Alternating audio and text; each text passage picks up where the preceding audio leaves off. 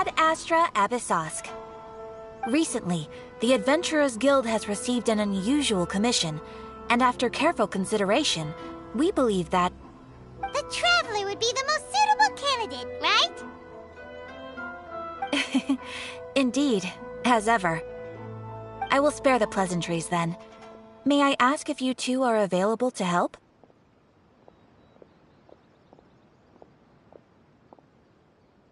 Well, let me go over it briefly. Our client for this job is the Yashiro Commission. Apparently, Rift Towns are attacking the roots of the sacred Sakura nearby Mount Yogo in great numbers. Rift Towns? On Narukami Island? Yes. We are not sure where exactly these creatures come from. But this time, they are attacking in alarming numbers with great aggression and a clear target. The sacred Sakura is of tremendous importance to Inazuma. I trust you are aware of this already? Good. Then you can see that this case is very urgent indeed. Is the Tenryu Commission aware? Yes, and they are already taking action of their own. However, given that the sacred Sakura's root system is vast and complex, and faced with the unpredictability and scale of the Rift Town's attacks, they are finding it difficult to defend against them. Their main priority is to protect the civilian population, so they are actively looking to cooperate with all other available forces to eliminate the monsters.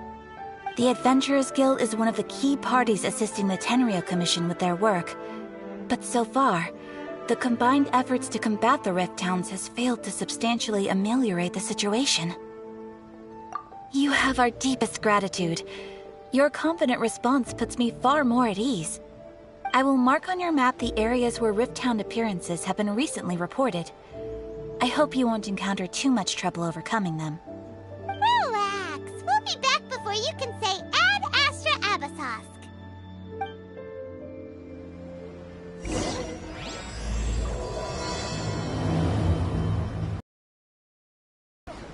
The sacred Sakura's in danger again, huh? Who'd have thought?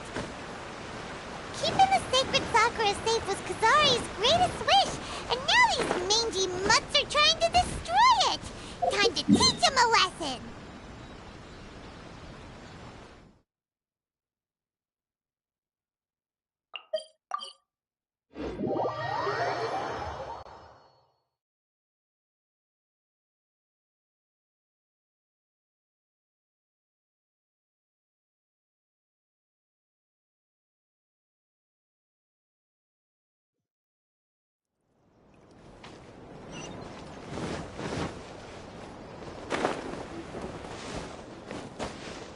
Can't catch me!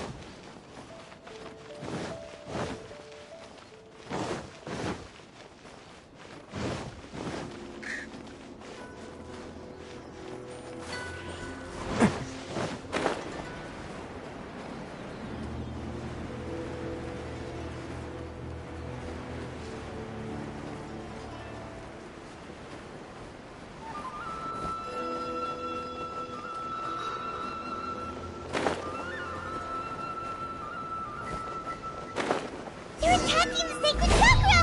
Stop them!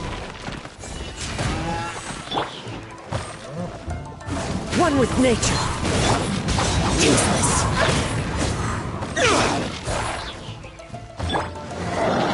Gather! I will have order!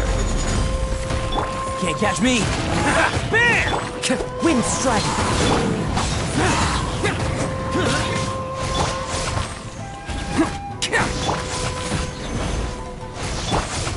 Let's roll! Wow, there are so many of them! No wonder the Tenryu Commission needed help! Come on, Traveler, you can take them! Bam!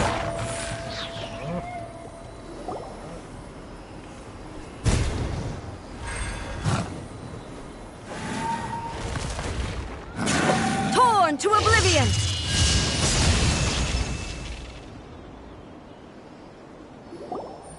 Shogun? Wait, no! Could also be A! Oh, it's you two. It has been a long time. We have not seen each other since the resolution of the Tenryu Commission crisis. Okay, sounds more like A. It is you, right? You sure made short work of them! That was amazing! I'm making early preparations for what is to come. Last time we took a walk around Inazuma together, I witnessed the way the world is today. I was finally able to comprehend some things that I had never understood in the past. Since then, every time I encounter an obstacle in my thinking, I find myself having the urge to spend some time in the outside world. Makes sense. You must get super bored being stuck in there all the time. Might I remind you that I am not here to amuse myself? Recently, I have observed a number of changes in the external world from the plane of Euthymia. The most serious of these being the attack on the sacred Sakura by numerous rift hounds. I considered this matter worthy of my attention, so I pursued them, and they led me here, where I happened to run into you.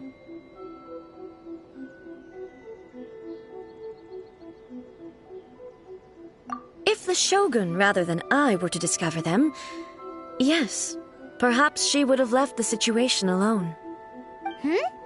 Why? Because she's just a puppet? Precisely. According to the rules I designed for her, matters of this nature are to be delegated to the Tri-Commission. But rift hounds attacking the sacred Sakura... It brings back bad memories of that terrible disaster. A disaster? Yes. 500 years ago, a great catastrophe befell Inazuma. Everything was engulfed in a pitch-black fog, and monsters ravaged the land. Countless lives were lost, and this homeland that the people had worked so hard to build barely escaped being obliterated entirely. The monsters committed many atrocities on Inazuman soil, and the Rift Hounds were always their advance guard. Their duty was to tear open a passage through space with their claws and teeth, and then call in even more powerful beasts. So you've heard of it too. That's an episode of history that I am loath to recall. Maybe to you, it seems like my response to these creatures was an excessive one. But an excess of caution is not unwarranted in this case. Guess you can't argue with that. Since we are both here for the same reason, let us work together. From the traces they've left in the surrounding area, there should be many more monsters nearby. Paimon feels so safe when we're in Ace company. Having someone uber powerful on your team kinda makes you feel invincible, doesn't it? Oh yeah, after we've dealt with the monsters, we should ask her to tell us more about Conria. Color! It's similar to the color when the sacred Sakura takes damage. Let's follow it. It should be this way.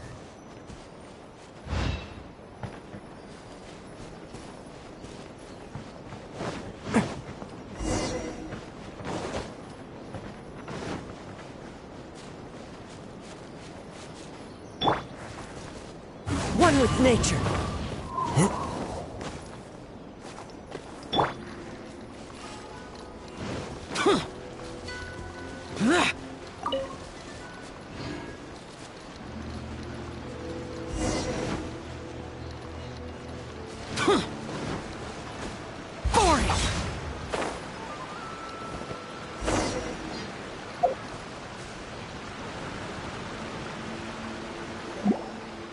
We are lucky. The damage is not too serious. The Yashiro Commission will be able to nurse the root system back to health. This stuff that's flowing out, is it sap or something? And how come it's glowing? Huh?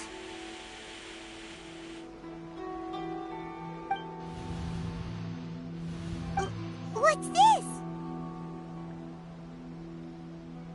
Could they be dead people? It wouldn't be the first time we'd seen ghosts on our journey. But why would they appear here? Let's search the area. Perhaps we will find out.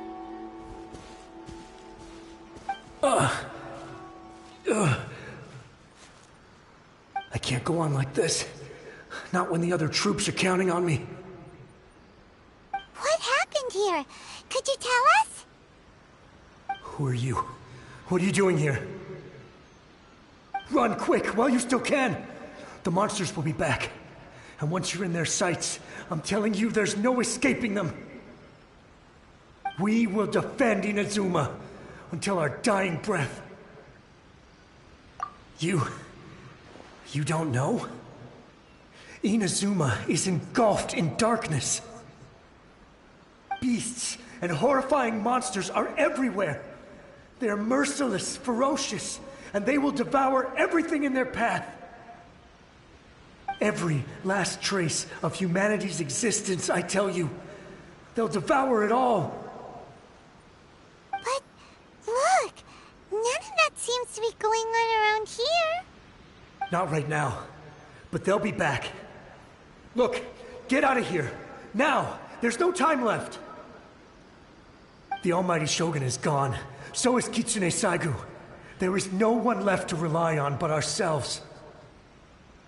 I don't know how long we can hold out for.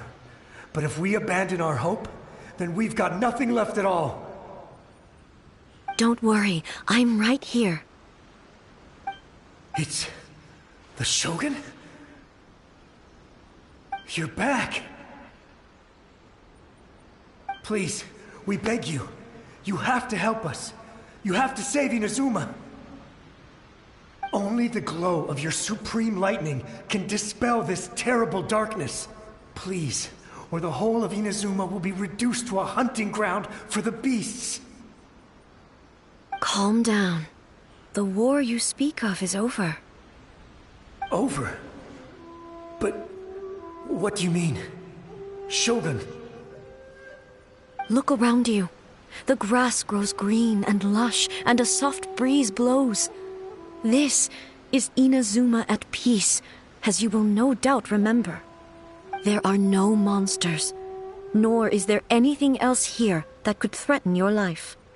What? But how? Just moments ago, they were everywhere. I saw them tear my comrade to shreds with my own eyes. Hey, calm down. Everything's fine now. Huh. I think I understand. Almighty Shogun, you saved Inazuma. Yes, we were right to place our trust in the Almighty Shogun. As long as the Shogun is with us, Inazuma will last for an eternity. Thank you, Your Excellency. Thank you, thank you. What's wrong with him? He's gone. Paimon can't even begin to understand what that was all about. But somehow, Paimon feels all sad and hopeless. If I am not mistaken, what we just saw was a samurai's memory that was buried in the land. The sacred sakura can absorb and purify the filth in the ley lines. After the Rift Hounds attacked, some of this filth leaked out through the cracks in the trunk and formed a physical entity. An entity formed with strong filth would be highly aggressive. But when purified, it presents in the form of a memory. Purified filth quickly dissipates and will be absorbed by the ley lines shortly afterwards. In other words, it cannot exist for too long. So the memories of the ones that died are all appearing at this moment? Yes. That soldier was one of the many thousands who made the ultimate sacrifice. What he was describing just now was precisely the disaster that happened in Inazuma 500 years ago. Yes. Inazuma was facing many great crises at that time. Some were local in origin, while others came from the now fallen kingdom of Kanria. The disaster in Inazuma caused me great concern. I felt that I had to step in before it was too late, otherwise it would spread to all of Tevat. But my friend, Kitsune Saiku, reassured me that I had nothing to worry about. She would shoulder the responsibility of protecting Inazuma and mobilize all forces at her disposal to combat the threat. I could tell that, although neither of us acknowledged it, we both knew that the road ahead would likely end in tragedy. So, Inazuma was attacked at the same time as when the disaster happened in Kanria? Indeed. Countless monsters suddenly appeared throughout all of Inazuma. In the end, Kitsune Saigu sacrificed her life to protect the people. I never had the chance to see her one last time. But I would like to believe that she kept her promise to me until the very last.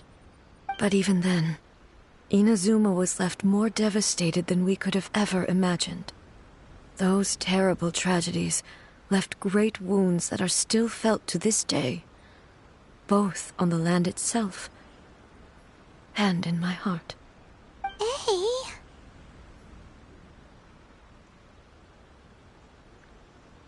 Yes. For the longest time, I couldn't bring myself to face the pain of that loss. All my martial might was in vain. Though I could conquer Tatarigami and vanquish monsters, I was helpless against the ravages of time, powerless to keep the ones I cherished alive.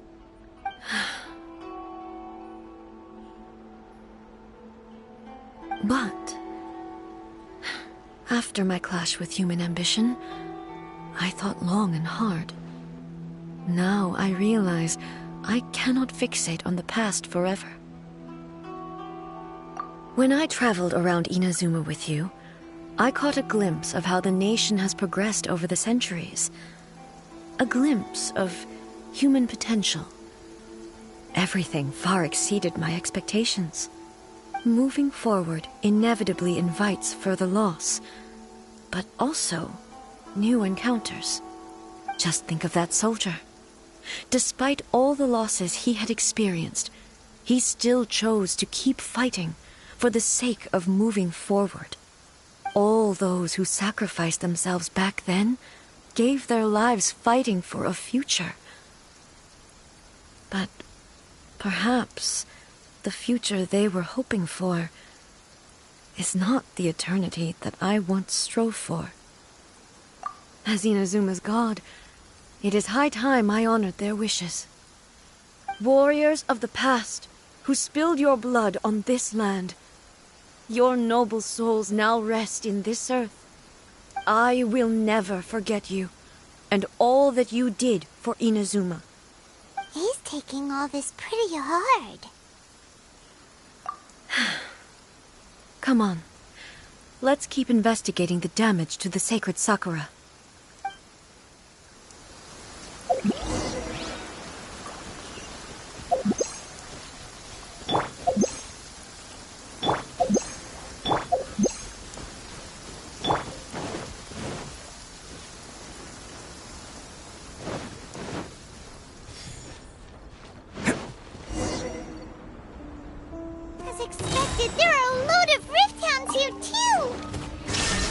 Leave them to me.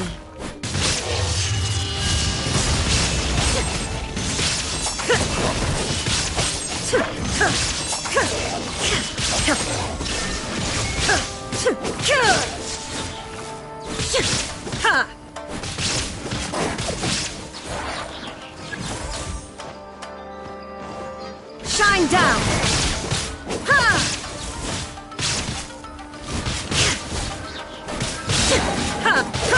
Torn to oblivion!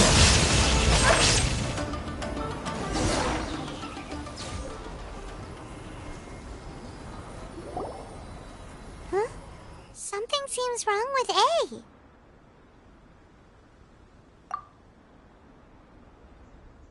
Why would you ask that?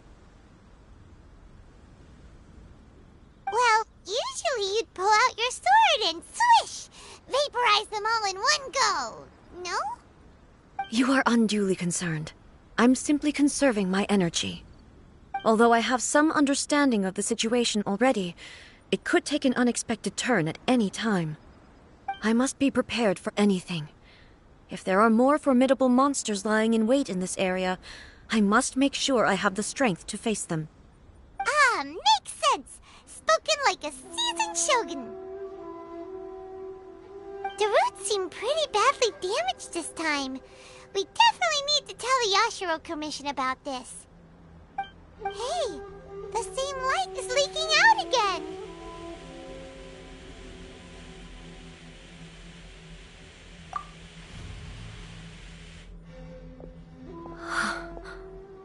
Furuyama? Is that you?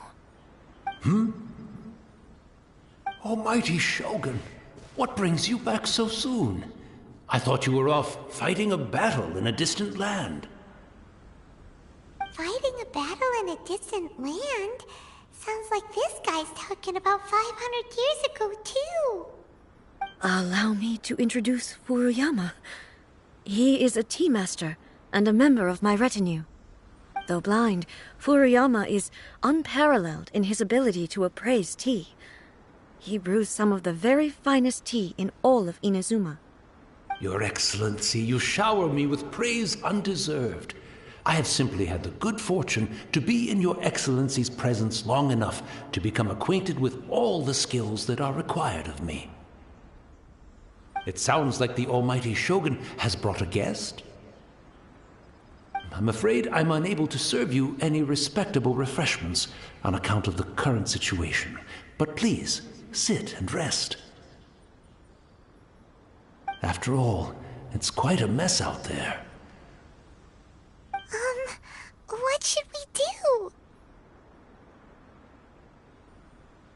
Oh, yeah. Sheesh. There's monsters everywhere out there. It's pitch black and loads of people have been injured. I see. So, they have fought their way this far already. Most of the residents in this neighborhood have already escaped. They wanted to take me with them, but it seemed rather pointless to me. So, I decided to stay. And now the Almighty Shogun is here, I have even less reason to run away. Imagine if this was something that even the Almighty Shogun was powerless to resolve. Where could I possibly run to then? People flee out of a desire to live on, and the desire to live on stems from a feeling of having unfinished business in life. But me, I have no such thoughts, and I have no regrets. The Almighty Shogun often speaks to me about her dreams over tea. Just listening to her stories, I've been blind for many years, but her vivid descriptions took me on a splendid journey to all the most beautiful places in Inazuma. Over time, I've come to understand her mindset. Quite the romantic at heart, a true dreamer. One thing she always says is, good things don't last forever. Everything changes, fades, disappears completely over the passage of time. And so, people must make the most of the life they have, seize the chance to enjoy it while it lasts, and have no regrets in the end.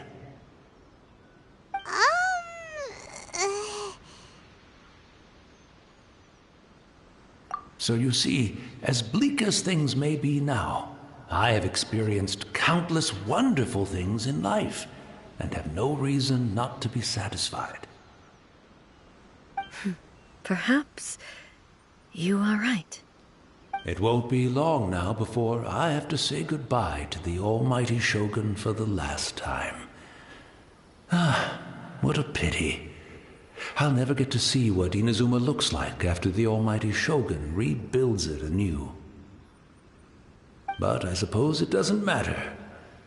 Everyone says that Inazuma has turned dark now, but to me, it went dark a long time ago. Once this catastrophe is over, life is sure to spring forth anew. But even if I survived until then, I'd probably be a hopelessly befuddled old so-and-so by then. So, never mind, eh?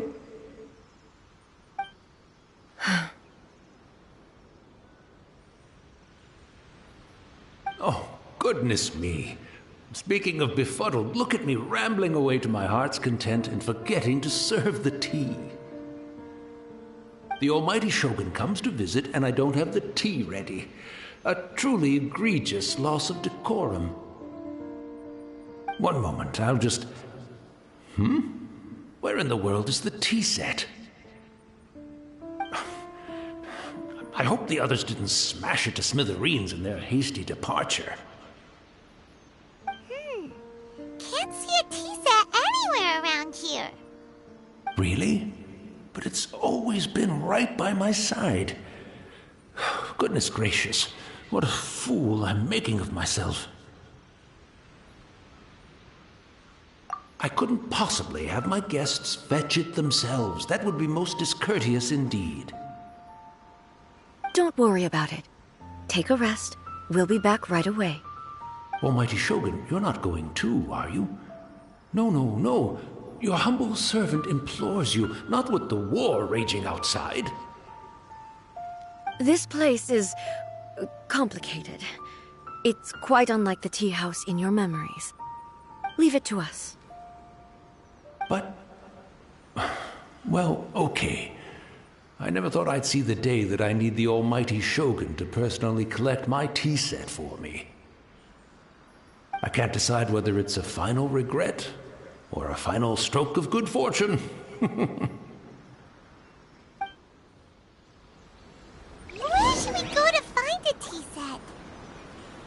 Having a cup of tea isn't exactly the most urgent thing to do right now, but at the same time, this lovely old man from 500 years ago has been through so much, and it makes Paimon so sad. I'm also feeling very nostalgic for his tea. Oh, why don't we go to the Kamisato estate? There'll definitely be a tea set we can borrow there.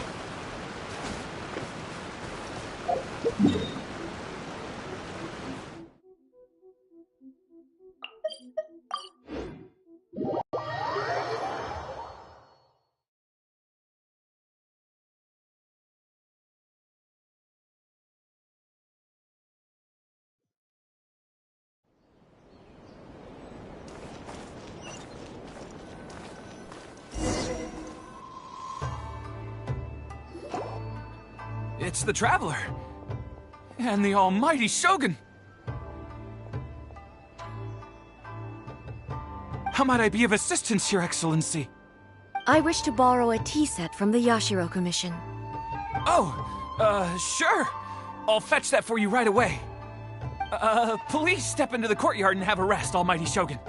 Oh, and I'll inform my lord about your visit immediately. Ah, and the tea set. I'll bring that here as soon as it's ready. Be at ease. I'm not here to see Commissioner Kamisato. Actually, I'd prefer to spend this time chatting with the Traveler. Please, fetch the tea set at your convenience. No. I am your humble servant. I daren't think of my own convenience when the almighty Shogun graces me with her presence. I'll deal with it right away.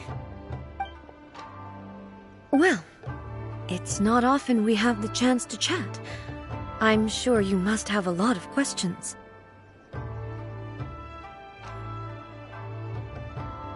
Right. Paimon wanted to ask that too. The almighty Shogun that he described didn't sound anything like you at all. I seldom had the time to drink tea. Any free time I had was spent practicing martial arts. So, in the vast majority of cases, the one he made tea for was the former Electro Archon, who was also my sister, Raiden Makoto. He may well have had an inkling about there being two Raiden Shoguns, but he always acted as if he was completely unaware of it.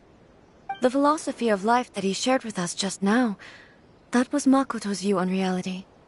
She always saw things that way. You and Makoto had pretty different views, huh? Indeed we did. It was the biggest difference between us. In her eyes, the most precious things in this world were dreams. The yearning for a better future held by living beings.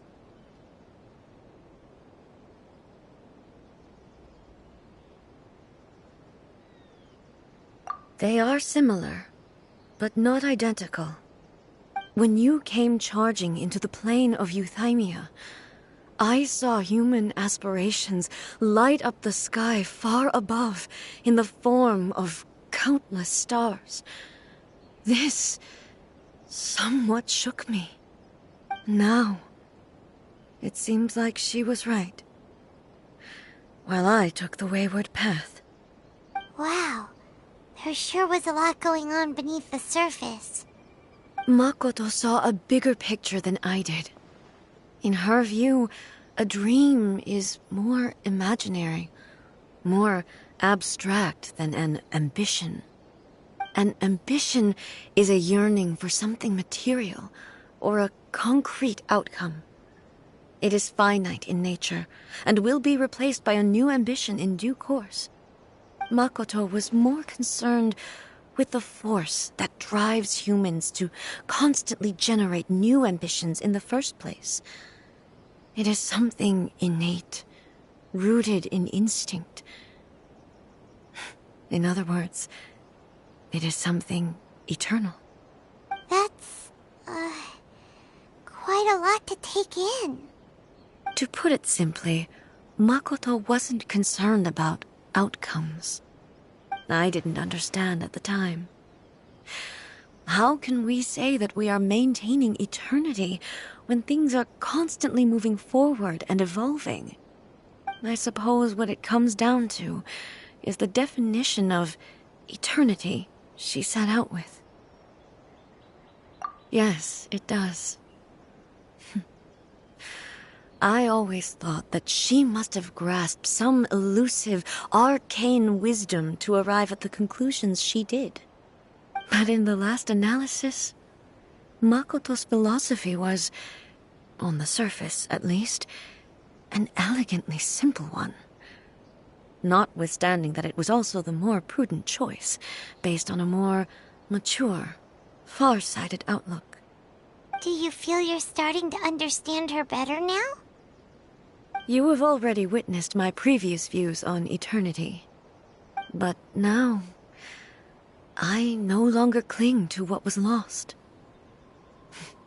I suppose that means our differences have been reconciled. Almighty Shogun, I found a tea set. This one in particular should be fit for your Excellency's use. It's quite beautiful. Thank you. You are too kind. A humble servant such as I does not deserve the gratitude of the Almighty Shogun. It's all good, sir. She's actually pretty chill. Let us return. We ought not keep Furuyama waiting too long.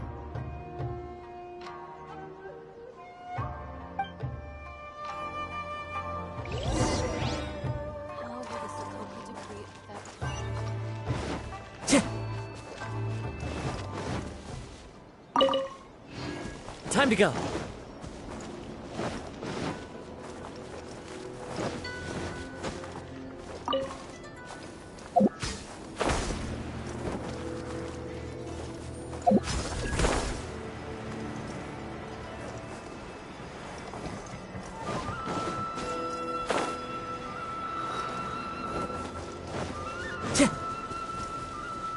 Time to go. What's one more?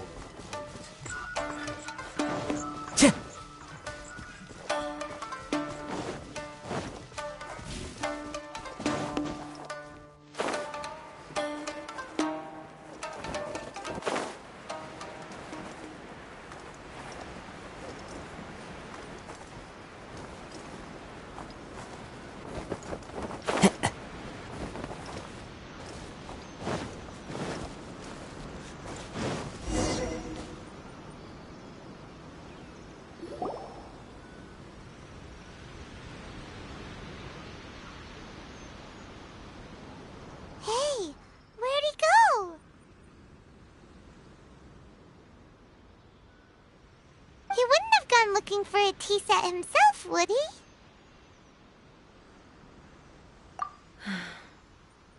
Or perhaps the ley lines did not have the power to sustain him for very long, as was the case with the memory we saw earlier. So we won't get to drink his tea? We didn't even have a chance to say goodbye. The information held in the ley lines is complex and disorderly. The fact that we were able to meet him to begin with was a miracle of fate.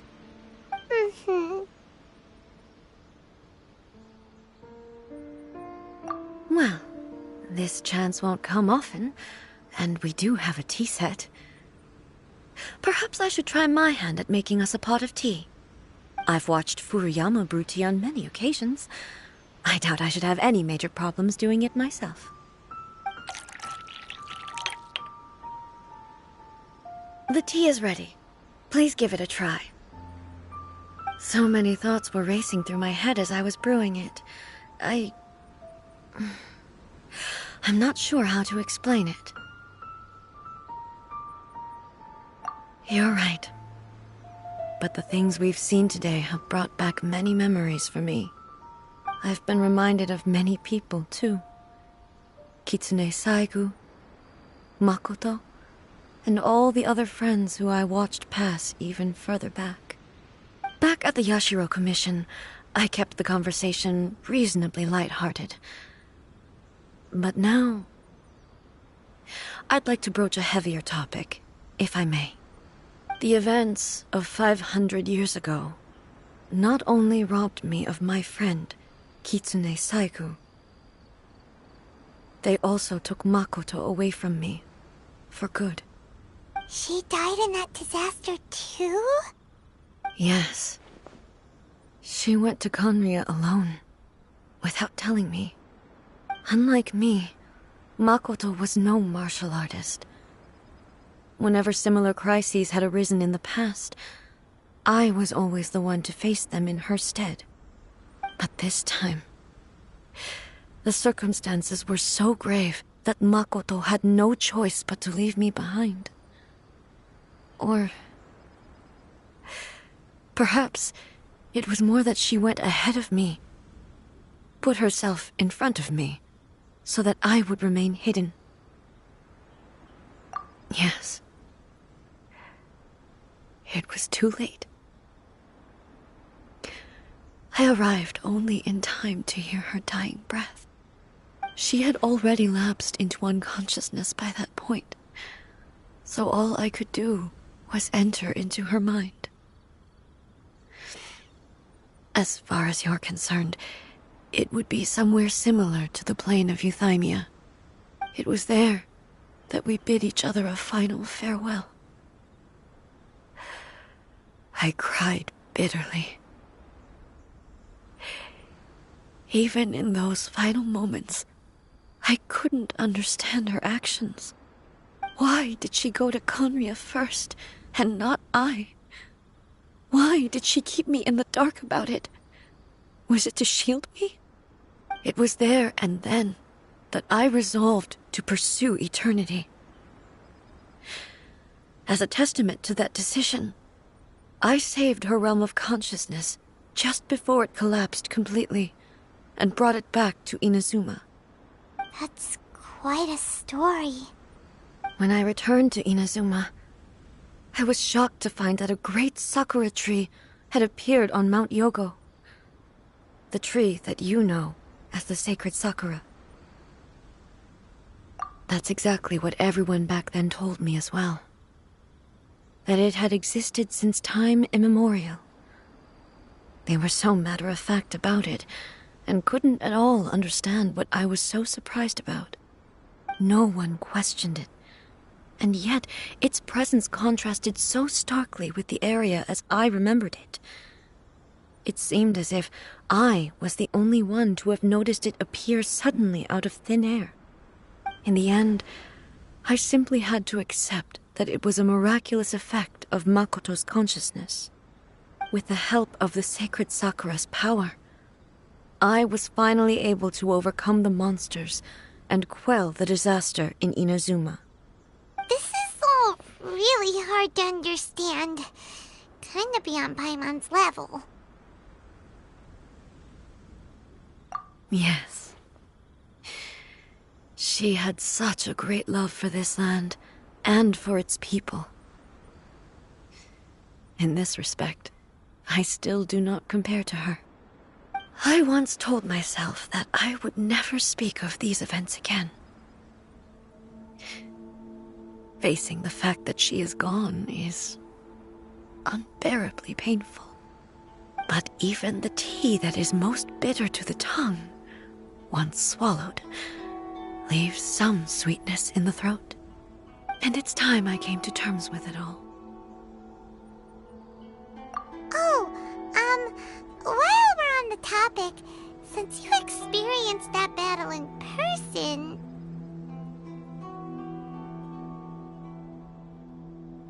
Sister? I had heard that you were looking for your family. You mean to say that she was somehow involved in the Conria disaster? Based on what we've learned so far, it seems so, yeah. I'm sorry. I wasn't there for the whole thing. By the time I arrived, the worst of the fighting was already over. And also, my mind was consumed entirely with the plight of Inazuma, and the fate of those closest to me. So, I am afraid I can't help you. Oh, well, that's a shame. But it can't be helped, I guess. Boy, both of you have experienced great tragedy. With this last cup of tea, let us honor the Tea Master's memory. Thank you, Destiny, for giving us the chance to meet again. We should go. Let's keep following the traces. Very well. Based on my investigation so far, I believe this next pack of monsters should be the last.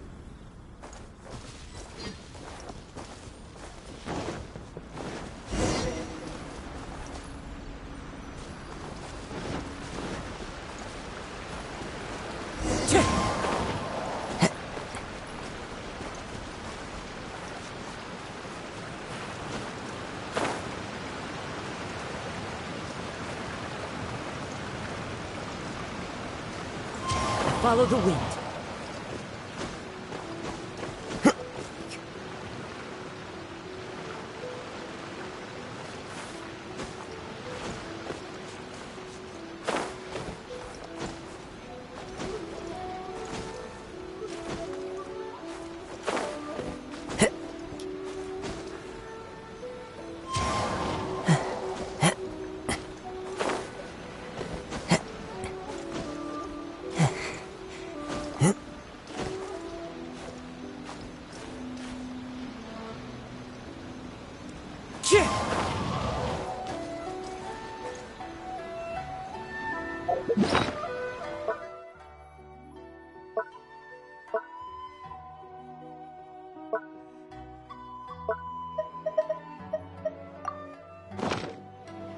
The wind knows me.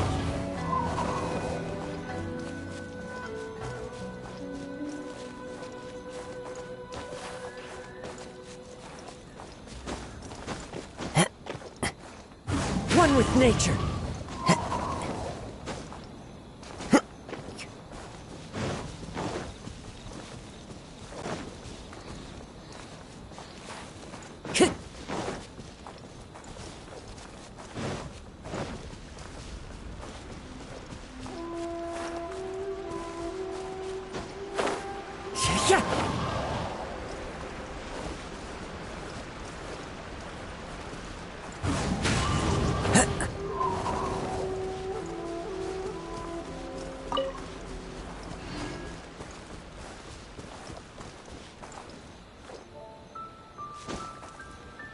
Follow the wind.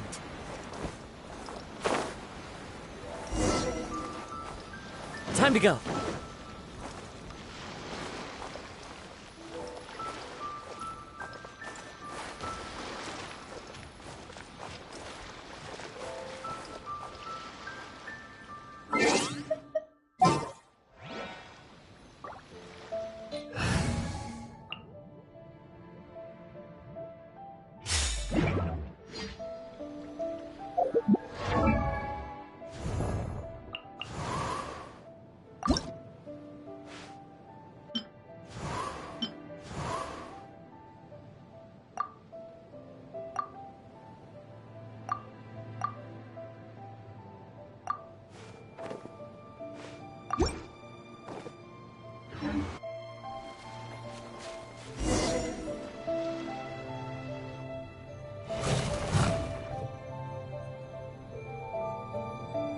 Once again, please leave them to me.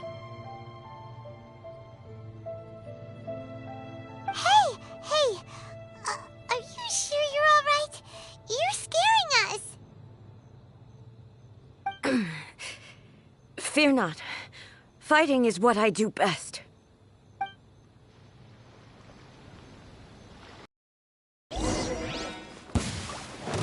There is no escape! Ha! Ha!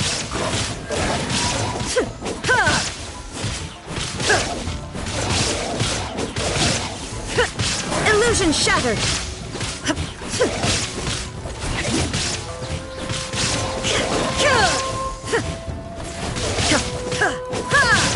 Shine down! Are you all right? I'm fine.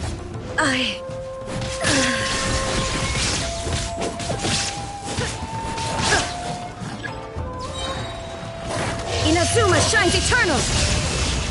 Ha! There is no escape! Ha! Ha!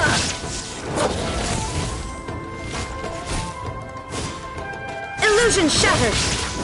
Ha! Ha! Ha! Ha! Shine down! Now you shall perish!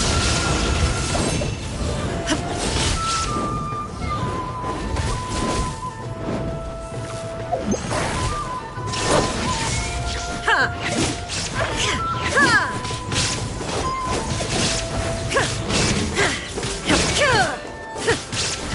Illusion shattered! Ha!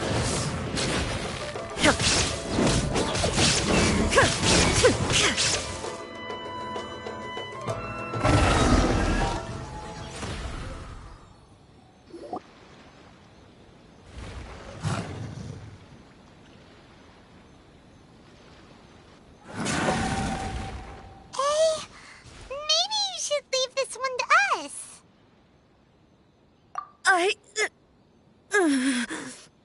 My apologies. Don't worry about it. Just take a breather and get your strength back. We'll deal with the monster.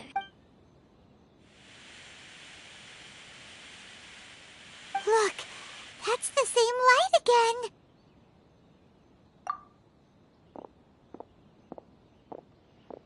again. Where am I?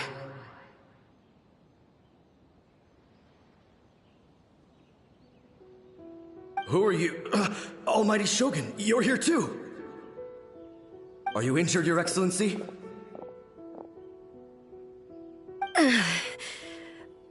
I'm quite all right. Just feeling a little stiff. We, the Shogunate Samurai, will defend the Shogun until the very end. Come on, men! They're coming back for more! Let's get them! Don't! It's too dangerous. Danger is our duty, ma'am. If we were the kinds to shy away from danger, we never would have taken up arms to begin with. No need to worry, Almighty Shogun.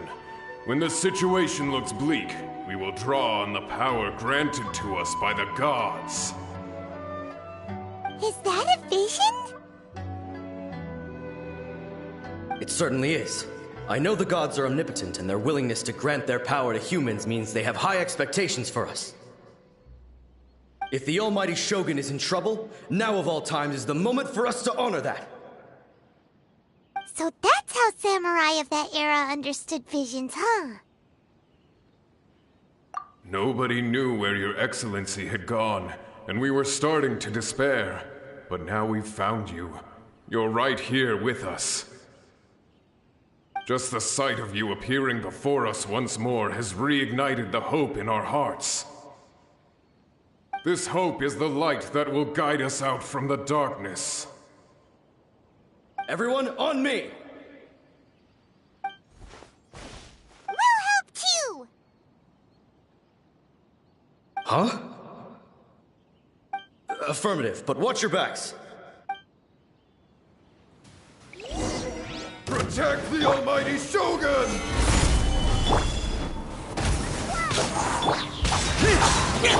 Let's roll!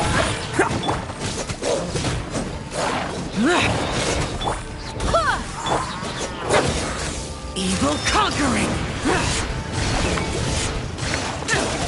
Forward! Here!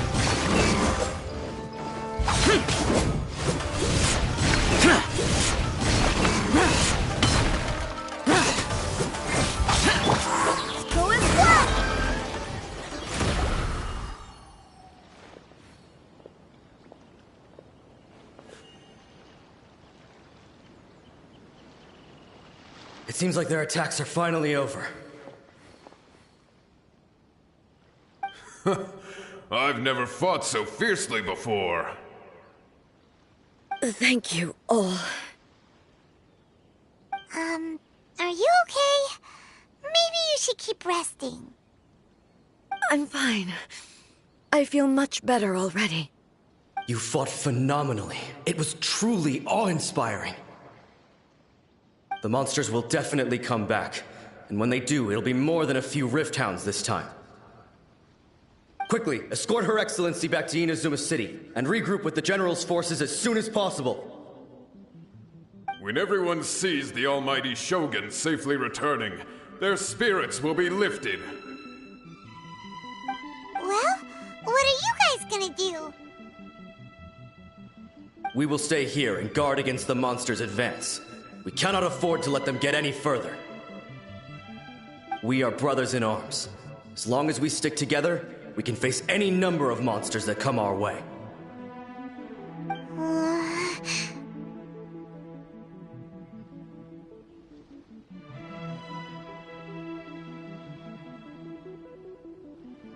Just leave it to us. Fighting is what we do best. But the almighty Shogun is the only one of us with the power to change the present state of affairs. Only Her Excellency can turn back the tide of despair and lead us onward into the future. No matter what kind of threat faces Inazuma, we will always place our faith in the almighty Shogun. Oh. Thank you all very much. I promise you that I will create a bright future for Inazuma. I should not have left it this late to make this promise. But from this moment forth, know that I shall be true to my word. Don't worry, Your Excellency. We will never doubt your word as long as we live. With you leading us, we will claim back everything that Inazuma has lost. Glory to the Shogun! Glory to the Shogun! They're gone.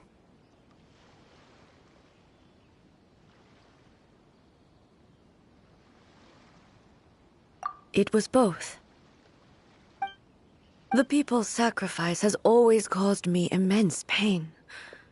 But in dwelling on the tragedy, I overlooked their splendor. The grief blinded me to how brightly they shone in their final moments. The result being that in the centuries since their sacrifice, I have dishonored their will. You could take the view that whatever I say to them is meaningless, because they are but disembodied memories held in the ley lines. But even so, they are due a resolution. I owe it to them, and to all the people who have placed their faith in me to date. Well, Paimon thinks that even if it's a few hundred years later, you're doing right by them now, and that's what counts. Thank you for your comforting words. But this is my basic duty as Inazuma's Archon, and I have neglected it for far too long. I used to think just like that samurai, that I was first and foremost a warrior, and my only duty was to face whatever challenge came my way. But what Inazuma needs more than a warrior is someone like Makoto.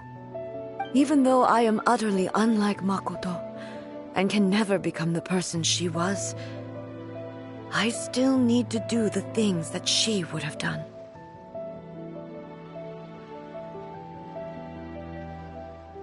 Yes, they are.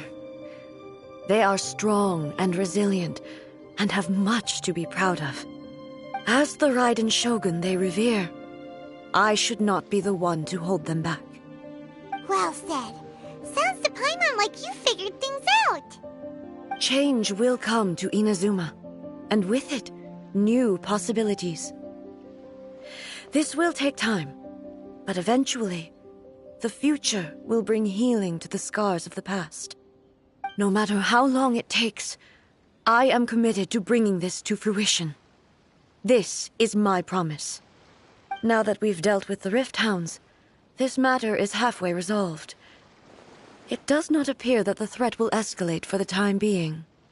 I will leave the Tenryo and Yashiro commissions to handle the follow-up work, such as investigating the origins of this incident and tending to the root system. Alrighty then, let's move on. It looks calm on the outside, but Paimon bets her emotions must be all over the place right now, huh? She seems to have changed a lot since we last met her. Huh? What's wrong, eh? Come on, keep up! What's going on? Are you feeling unwell again? My body... I can't move it. It looks like the situation is more serious than I thought. No need. She is calling me. The time has come.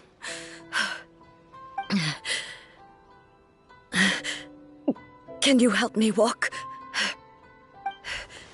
I need to go to the cave below the Grand Narukami Shrine. Why? What's in there? A battleground. One where I shall sever ties with the past and take the first steps into the future.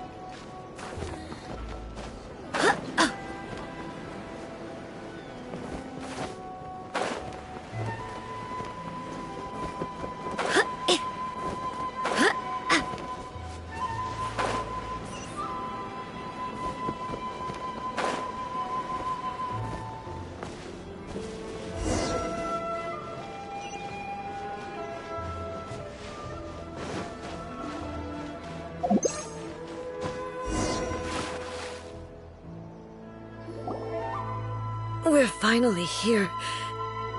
The entrance should be nearby.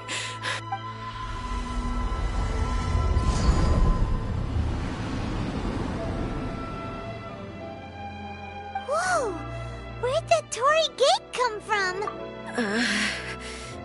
This is a place I once sealed off with my own hands. The entrance to Raiden Makoto's realm of consciousness. It looks like she will no longer allow me to do with this body As I please. Huh? What are you talking about? And who is she? Makoto?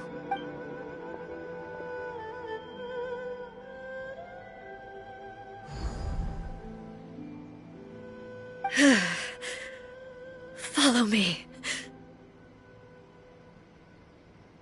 Where are we go?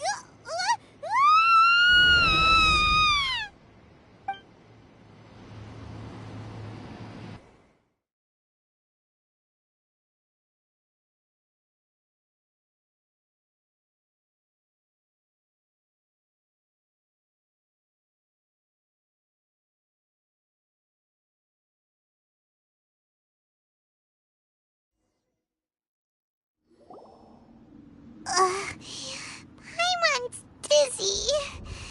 Where did we get sucked into this time? Whoa. This place...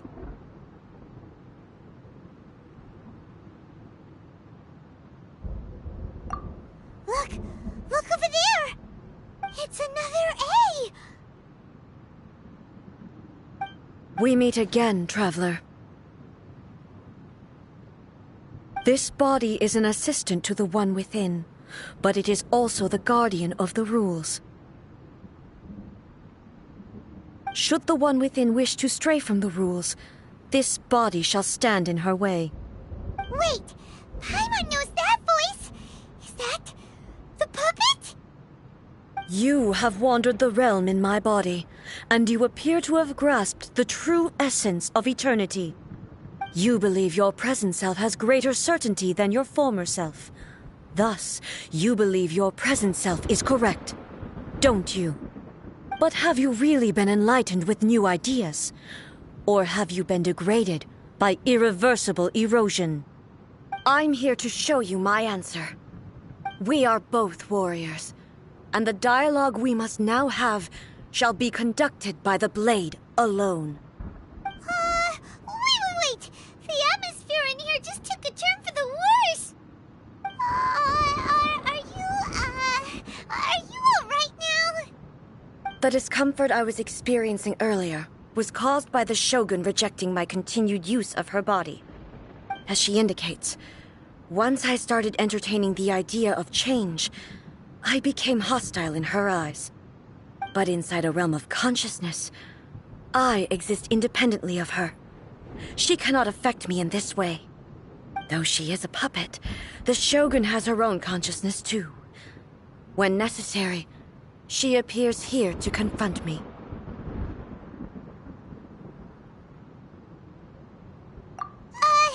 Paimon gets that everyone has their internal battles and stuff, but not like this! It's a bit extreme! Hey, showdown with the Shogun? Never thought we'd see that day! The rules I set for the Shogun are... No. The Shogun herself is the manifestation of my past ideals. The very foundation stone of eternity. It shall not be easily swayed. I would not try to change her if it wasn't necessary. Isn't there any other way? Can't you talk it through or something? But they both just want the best for Inazuma. My form is a symbol of supreme majesty, in which has been vested power over all the realm. It is the cohesive embodiment of all that constitutes the Raiden Shogun. It inherits Ei's pain, the pain of inevitable loss that comes as she moves forward. So too does it inherit her determination to reach eternity. Every action undertaken is for the sake of resisting erosion. Determination, courage, love, hatred, all of these will be degraded and distorted by the incessant flow of time. Only rules shall remain constant for eternity. Those were my thoughts when I created you. Now, they are towering obstacles that I have no choice but to overcome. You wish to make yourself my enemy? I am your past, the everlasting law, the guardian of eternity. And I am she who promised a dream to her subjects. Raiden A. In the end, even the proud and mighty Oni Maiden was cut down and disgraced. Though your blade has been cleansed of her blood and filth, never shall it shine as brightly as it once did. Absurd! There is no escape! Dead!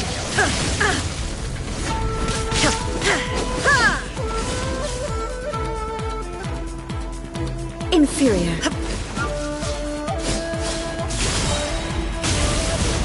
Torn to oblivion! Illusion shattered! The eye sweeps the lands!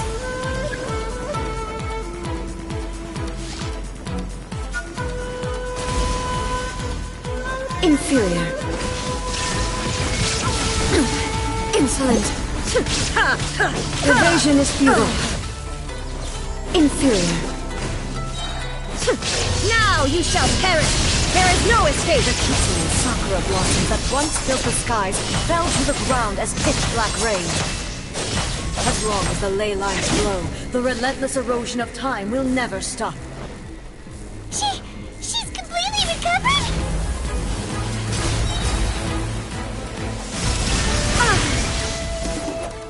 Torn to oblivion!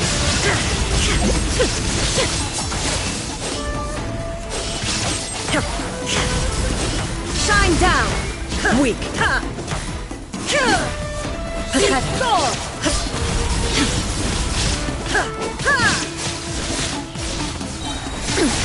Insolent!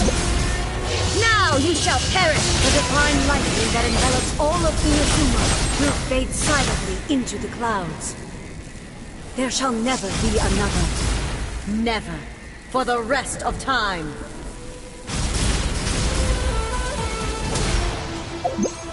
Inferior.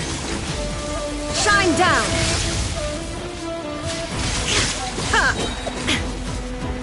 Inazuma shines eternal! There is no escape! Absurd! Only emptiness awaits. Have you finally defeated her?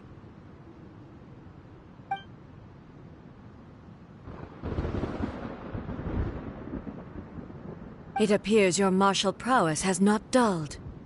But how long can your will remain strong? How the heck?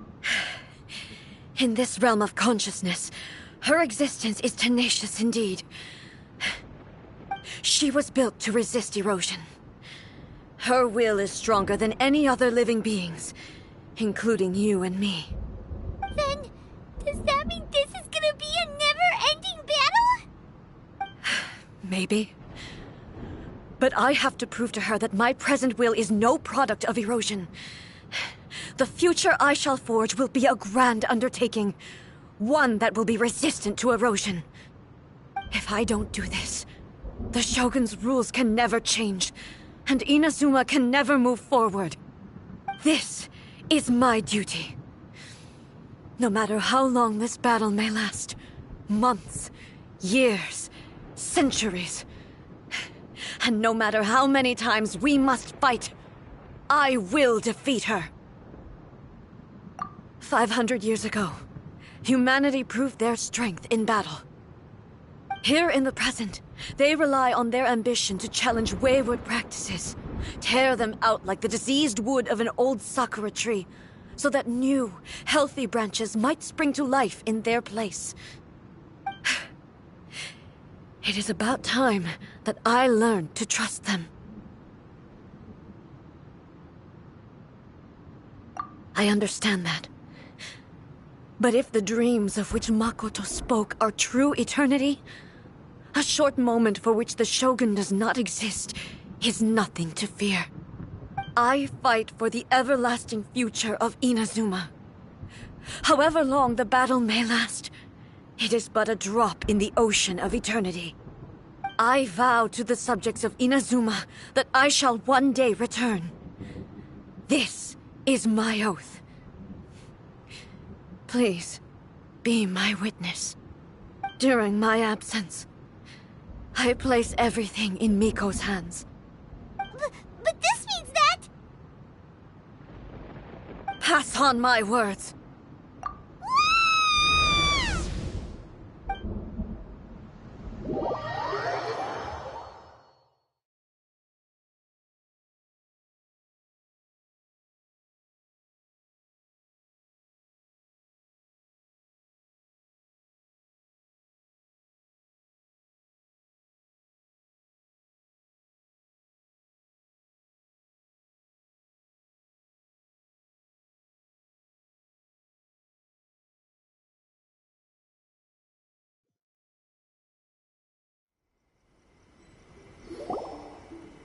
Looks like we got kicked out.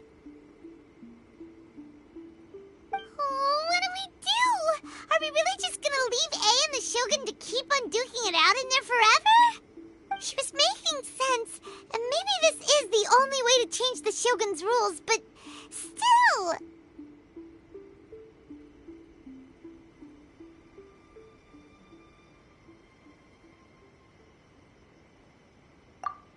Right? Also, A can be pretty stubborn at times, and has a history of rushing into difficult situations. What if she gets too obsessed with winning, and she forgets why she's there in the first place? It could happen, and then she might never leave again. Yeah, we should help her out, like we did last time. Is there any way we can cut down how long she needs to spend in there? Or, help her win the fight?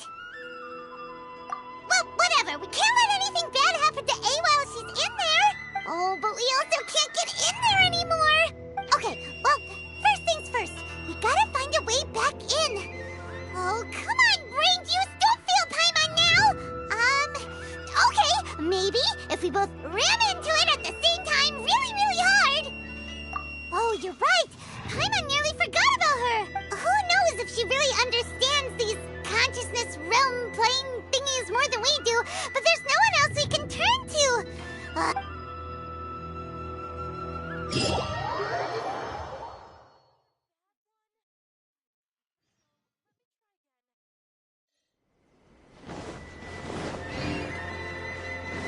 Can't catch me!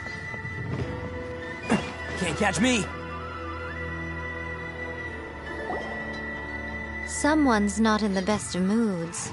Let me guess. You're all tangled up in another situation and need me to unravel it for you. I hope you realize how lucky you are. If it was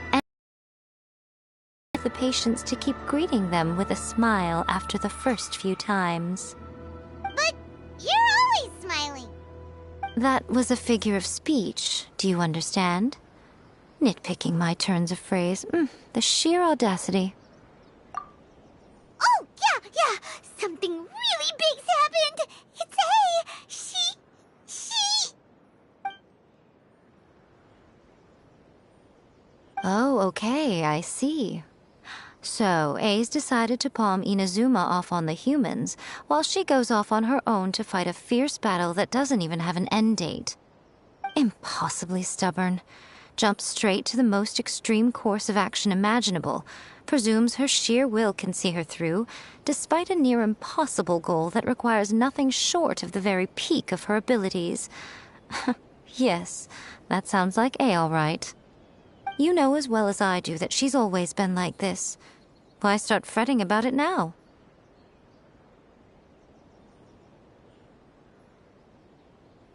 Rushed into it without thinking. Well put. Oh, she acts like such a child sometimes. So you seem to be under the impression that I am able to offer some sort of help? Who gave you that idea? Is she playing dumb? She's doing this on purpose, for sure! Uh-huh. You're learning, little one. But really, the truth of the matter is that I don't know much more about Raiden Makoto's realm of consciousness than you do. All I know is that it's the foundation of the sacred Sakura, and from what I've heard, it's a little different from A's plane of euthymia. Because Raiden Makoto is no longer alive? Not just because of that. The nature of the space itself is different in some way. but I can only speculate. You're the ones who have actually been there, so you tell me. What was it like? Anyway, we needn't worry about the details too much. It'll just be a little difficult to explain things later on, that's all. First things first, follow me to the entrance.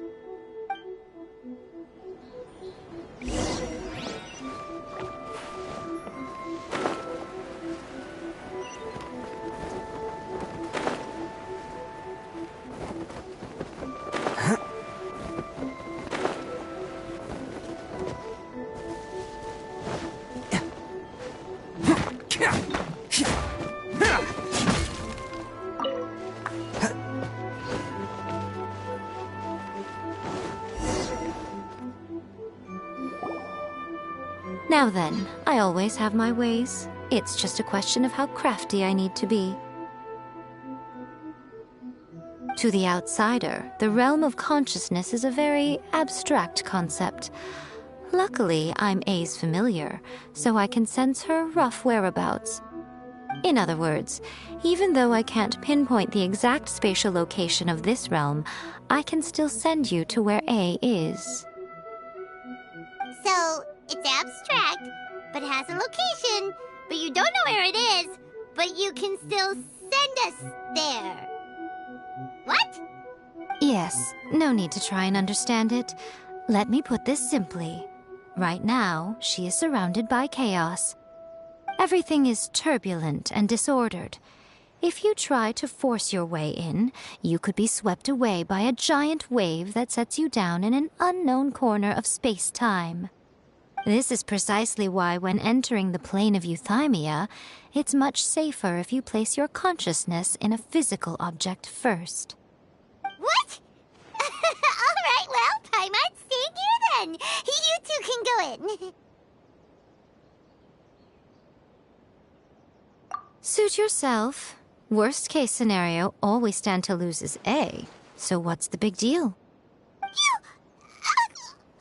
Paimon's had it up to here with both of you! Fine. Paimon's coming too. Oh. Well, if you're quite sure, then of course. Now, I shall send you on your way.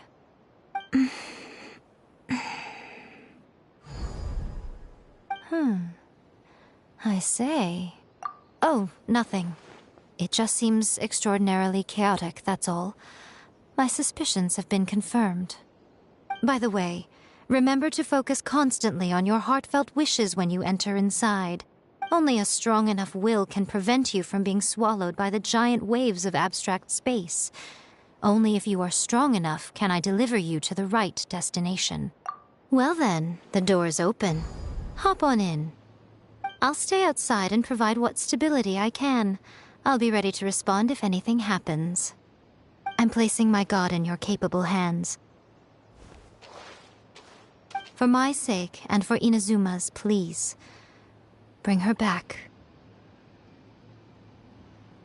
Miko, you better know what you're doing!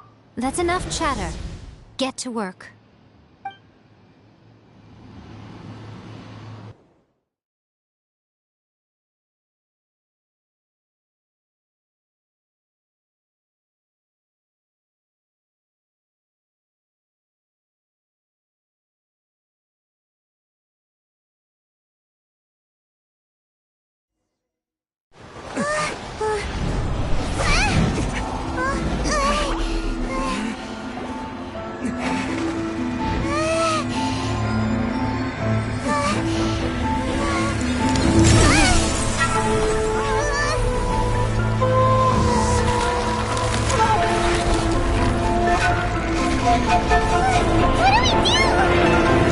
Remember to focus constantly on your heartfelt wishes when you enter inside.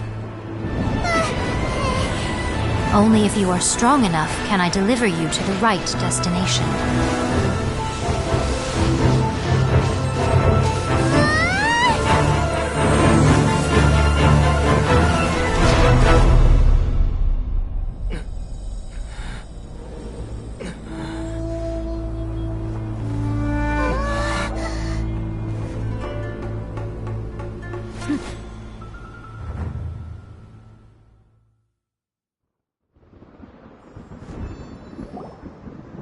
Huh?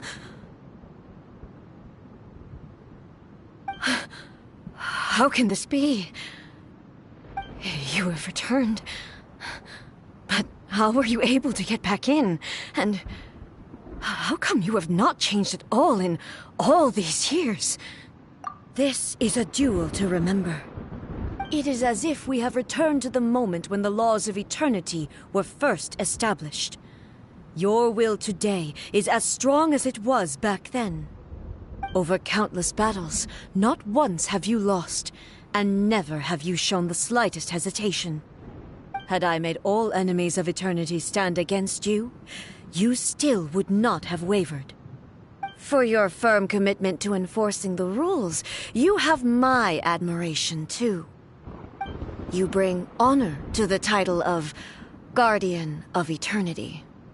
Now these two return once more to this space. An inevitability of fate, perhaps. Then, let this be our final duel, the conclusion to that which began 500 years ago. Final duel? So you're finally willing to... Stand back, traveler.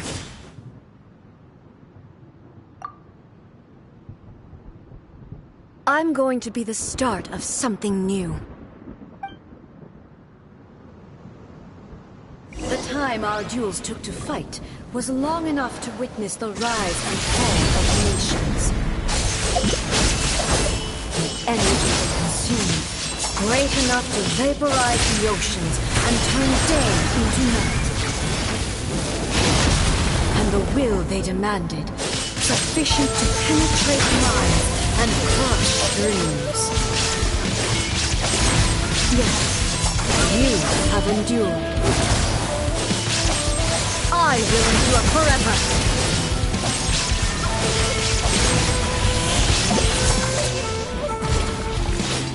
Witness the final calamity.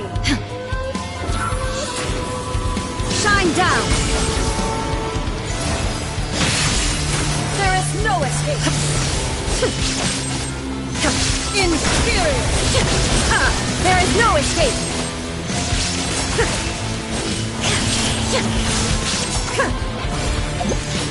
Eternity is in my hands! Illusion shattered!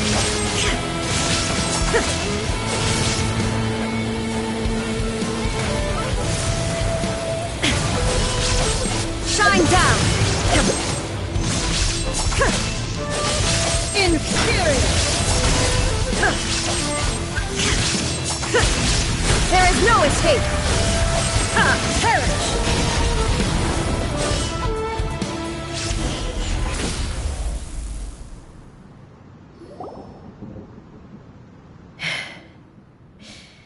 This is the end. You have won. I believed you were incapable of transcending the past. But it seems my belief was baseless, and I underestimated your spirit. But a will that cannot be eroded has no way to embrace the future. You need not worry about the future, and you aren't alone. I know your power more than anyone else. Had I relied upon my strength alone, I would have lost this duel for sure. Yet, my reason for fighting redefined my martial prowess and redrew my limits. I now carry the gaze of the myriad of expectant eyes that look to the light in the heavens. And whenever I think of this, I feel something stirring within Musou Ishin. The blade that I inherited from Makoto seems to be trying to guide me, to encourage me. I noticed it also. Just now in the heat of battle, it seemed to unleash a new and unfamiliar power. This power is beyond the limits of my understanding. This blade belonged to Makoto. Perhaps it can only respond to me with its full power when I truly understand and believe in her. When I clasped Musou Ishin in my hands, I had the feeling that she was by my side once again. It was at once a familiar feeling and a strange one. Makoto barely wielded a blade in her life, and yet her blade brings me closer to her. You have my approval.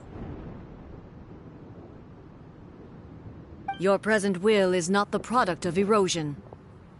I shall no longer stop you from attempting to modify the rules. From this day forth, this body will remain your assistant. I won't design any more rules that can never be changed. You used to represent my past, but from today onward, you are me. Makoto never saw me as a fearless weapon. Likewise, I should not regard you as a mere tool. You truly have changed. I suppose this is what humans call growth. I understand. I shall become your shadow, just as you were once Makoto's shadow. The duties I perform will not change. But as a warrior, I look forward to the chance to fight like this again in the future. Do you say this because you have not yet reconciled yourself with your defeat? It was simply a new experience for me. One that is worth reliving. Have you finished fighting then? Like, for real this time?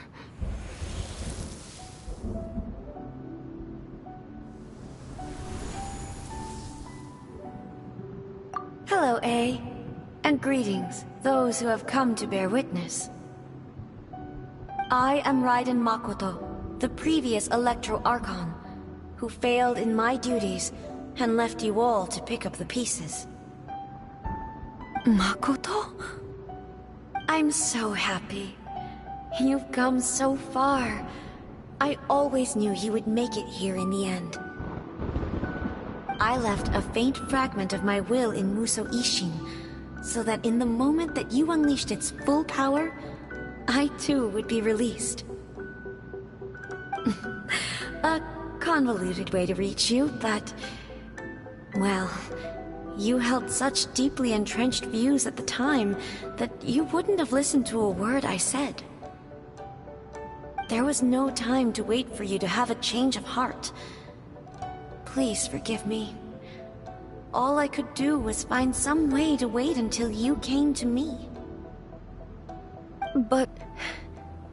you never mentioned this to me. Everything happened so suddenly. I'm sorry. I've always felt terrible for having to entrust Inazuma to you all of a sudden. I should have been the one to impart these ideas to you, a little at a time, to dissuade you from your pursuit of stillness. Did you know what was about to happen in Conria? I had some sense of it. That place was not somewhere that any Archon could afford to ignore. In my present form, I can no longer perceive time. I don't know how long we have been separated before this reunion, and I don't know what Inazuma has experienced in the meantime. But I know that this must have been an extremely arduous journey for you. And I'm sure you must have wanted to shed tears many times along the way. Don't look down on me. See? You admit it. It was with this possibility in mind that I left a parting gift for you. Something to soothe Inazuma's pain. Here, take it, before my last shred of consciousness fades away. But it is you who must take the most important step.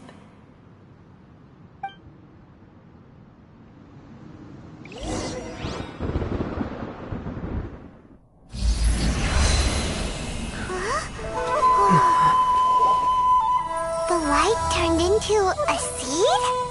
The miracle tree that blesses the people, in this moment new to the world and yet to be known.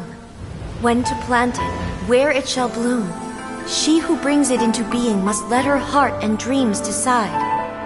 Grant it life, eh? Is it really?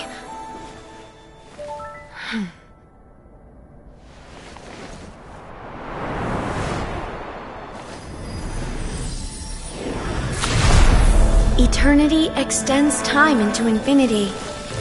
Dreams illuminate each moment within. When both shine in unison, the sacred Sakura blooms, finally free from the clutches of the heavenly principles. Now the nightmare has dissipated, and reality is made whole. The vision we both yearn for is still further ahead. My only regret is that I cannot witness Inazuma's future, nor can I walk this journey with you.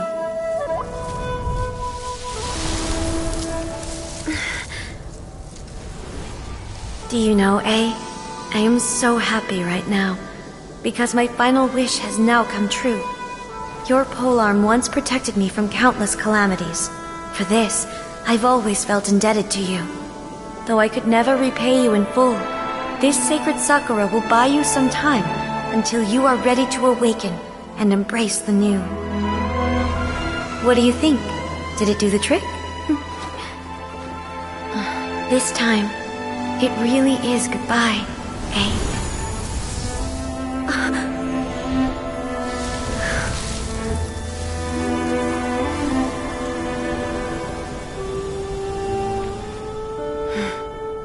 Goodbye, Makoto.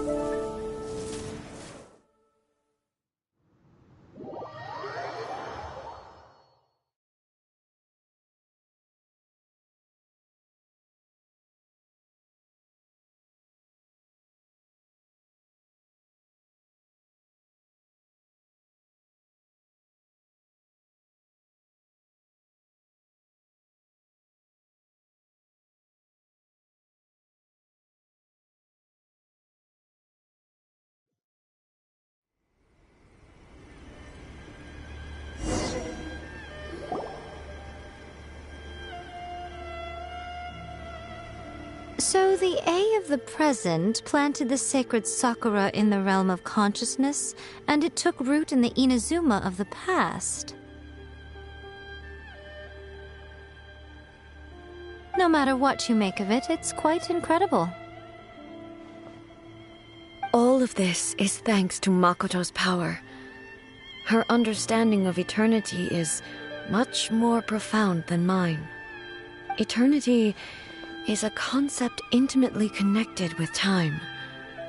When you begin to touch on eternity, the concept of time becomes murky.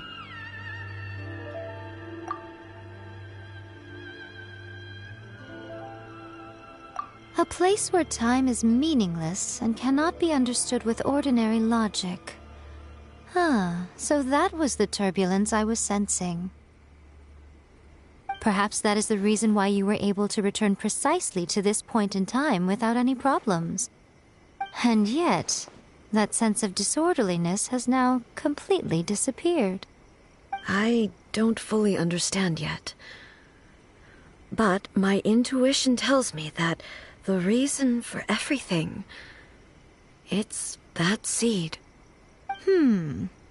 Well, I'm not convinced that it was Makoto's power alone. I know what you mean. Perhaps Makoto got a higher power involved in all of this.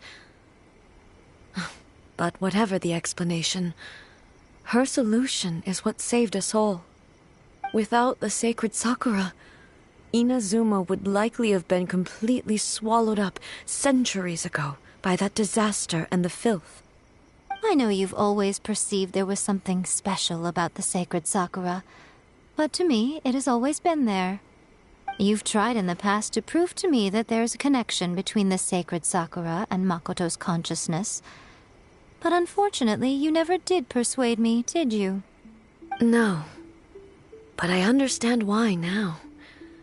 It was because the sacred Sakura hadn't even been planted then. But don't you think that tree looked a lot different than how it does now? The sacred Sakura is within my purview at the shrine, so obviously I get to prune it exactly how I like it. Ugh. Now we see who's pulling the strings. I'm joking. That tree has been through a lot since it first sprouted. We have the loving care of Kitsune over the ages to thank for how it appears today. And obviously I played my part too. It's fair to say that very little time passed between the moment you came out of that realm and the moment you re-entered it. But in that same time, centuries of battling took place on the inside, did it not? Traveler, if I'm guessing correctly, you were repeating your wishes to yourself in your mind, weren't you? At that time, I could sense A's whereabouts, but I also sensed anomalies in the flow of time within that space. Suffice to say, time added a whole new dimension to our search. Simply establishing a location was not sufficient. Fortunately, your will was strong enough that the turbulence carried you to the moment in time most likely to be the intersection of all that you were wishing for. The flow of turbulence may well have been influenced by Makoto, but it took everyone's efforts combined to ultimately help A. So this time, it looks like thanks are due to you. Does that mean it wasn't by chance that we ended up at the final duel? We were always meant to be there to witness what was going to happen? I thought that the flow of time was the same on the inside and the outside, so it was a great shock to me when the traveler reappeared. My first thought was, has a great disaster befallen Inazuma? But it turned out you had come to rescue me. You came for my sake, to help me reach the best possible outcome. You too have my thanks. You have done much for me, and I will never forget it. A, how are you feeling now? My body has fully recovered, and the Shogun's will no longer fights against me. Always thrilled to hear you're in good health. But I was really asking about your emotions. Have you managed to calm down? After all, you saw Makoto in there, didn't you? I only heard her voice. I wouldn't say I saw her. I'll be fine. It brought a few things back, of course, but I've made my decision to move forward. I have to say, this has reminded me once again just how brilliant Makoto was. She predicted all the ways in which Inazuma's future could unfold, all the way back then. She even factored my immaturity into her plan. It's all thanks to her that Inazuma lived to see this day.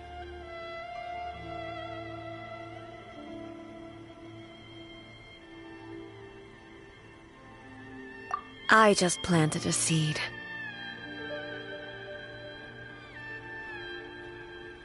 Yeah, it was thanks to everything you did that you got to see her again. That's amazing!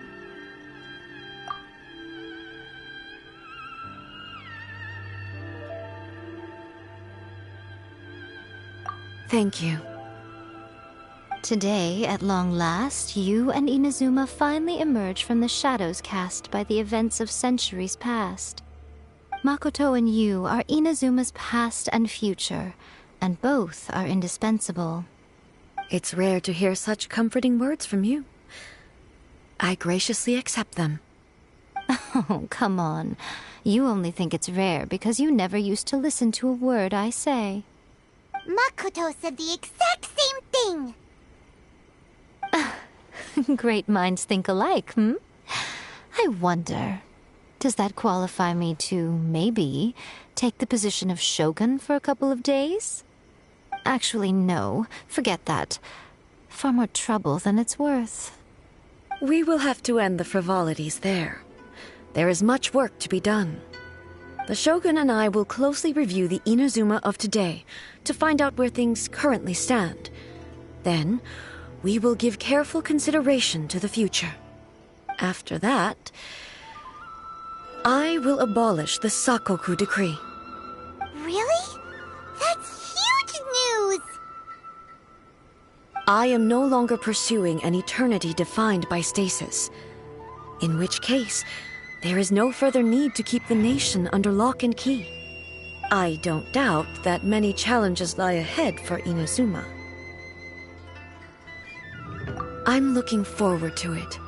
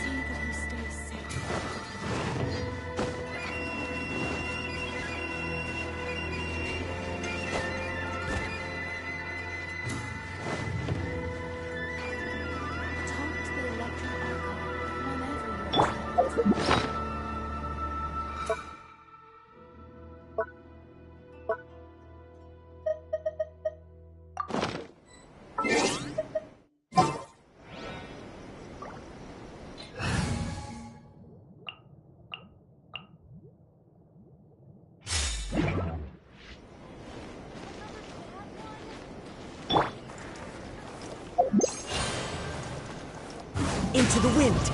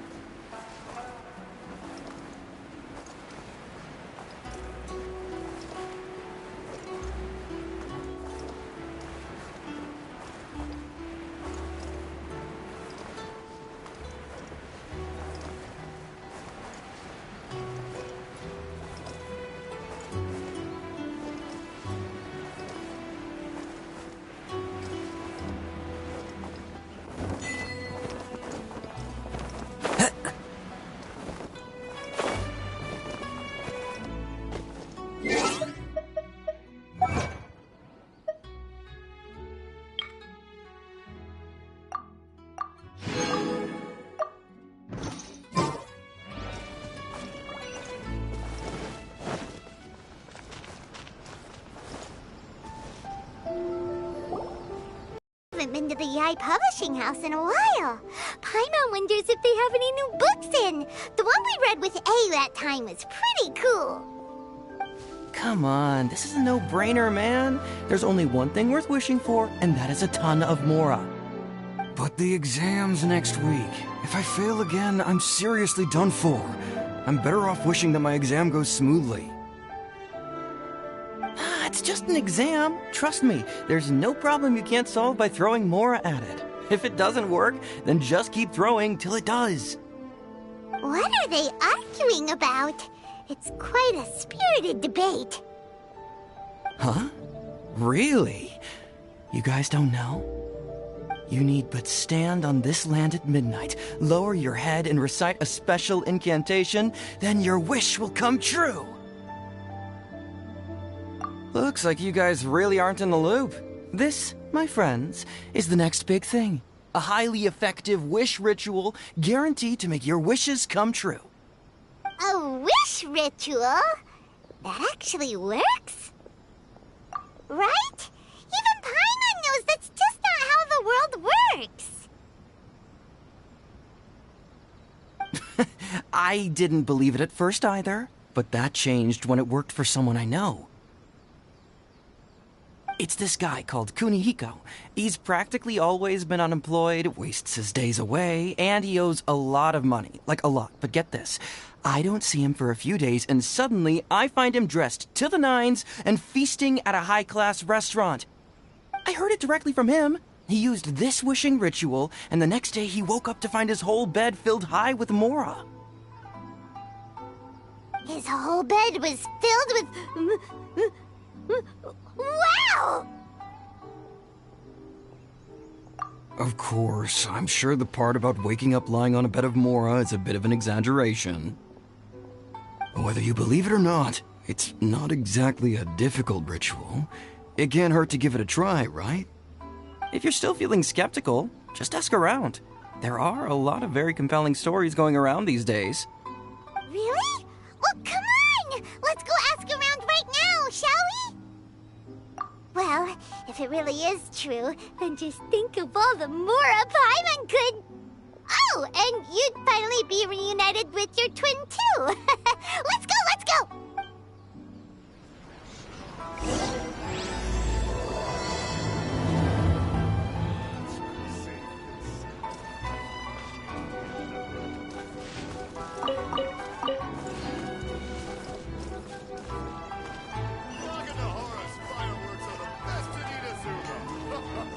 I hear it's more effective than the Grand Narukami Shrine.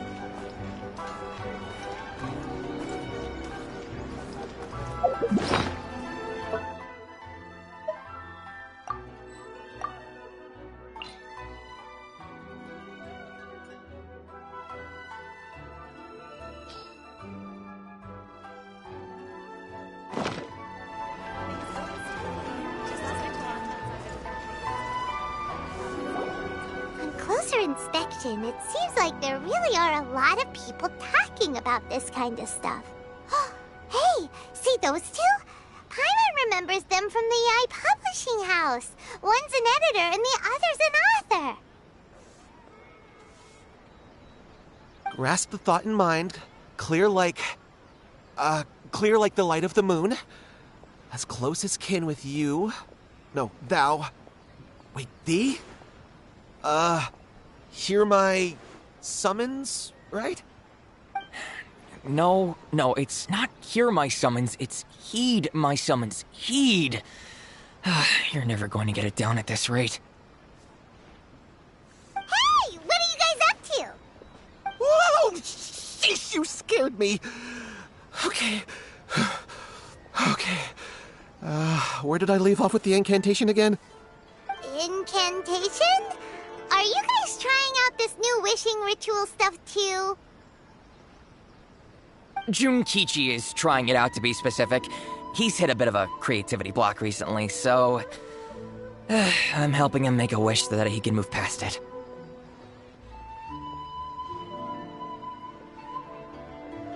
I mean, I obviously don't. But Junkichi never listens to an outside opinion, so all I can do is go along with it. Mr. Shigeru, can you please be a little more accommodating? This is extremely important to me. People have had all kinds of wishes come true. Become more attractive, get rich quick, ace their studies. I'm just a poor, struggling writer looking to get over a creative hurdle. Is that so much to ask? Anyway, I just know this is going to work. I have a gut feeling about it. Didn't you say the same thing when you went to make your wish at the Grand Narukami Shrine? Oh, I just know this is gonna work. I have a gut feeling about it. The Omamori from the shrine take too long to have any effect on your luck. Alright, enough of that. Help me get this incantation down. My new book depends on it. Look, to be completely honest, I think you need to sit down and have a good think about what kind of story you want to write. Where's all that self-confidence you had when you first started out? Look at you now, trying dubious methods from any old light novel. Wait. What? This wishing ritual comes from a light novel? Yep, it's from the one called A First-Hand Guide to Summoning Spirits. No, it's most likely a self-published title. It just appeared out of nowhere and took Inazuma by storm. As a fellow writer, I'll refrain from passing comment on how well the story is written, but everyone is saying the wishing incantations it contains are the real deal. Look, Junkichi, yes, everyone's saying it's real, it works, but that's only half the story. I've also heard lots of people saying that everyone who's had their wish granted using this method starts behaving strangely. What's so surprising about that? They're probably just giddy with joy at having their wish come true. This is starting to sound a little suspicious. Why don't we go to the Grand Narukami Shrine and ask Yai Miko about it? She's the expert when it comes to both light novels and the supernatural.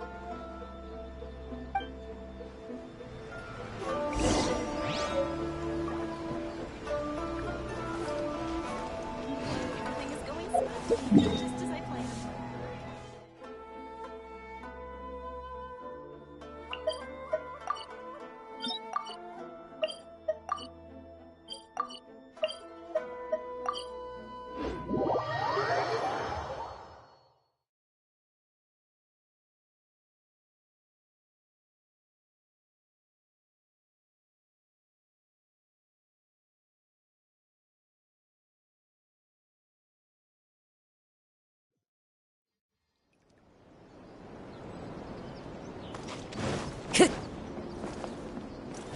Time to go.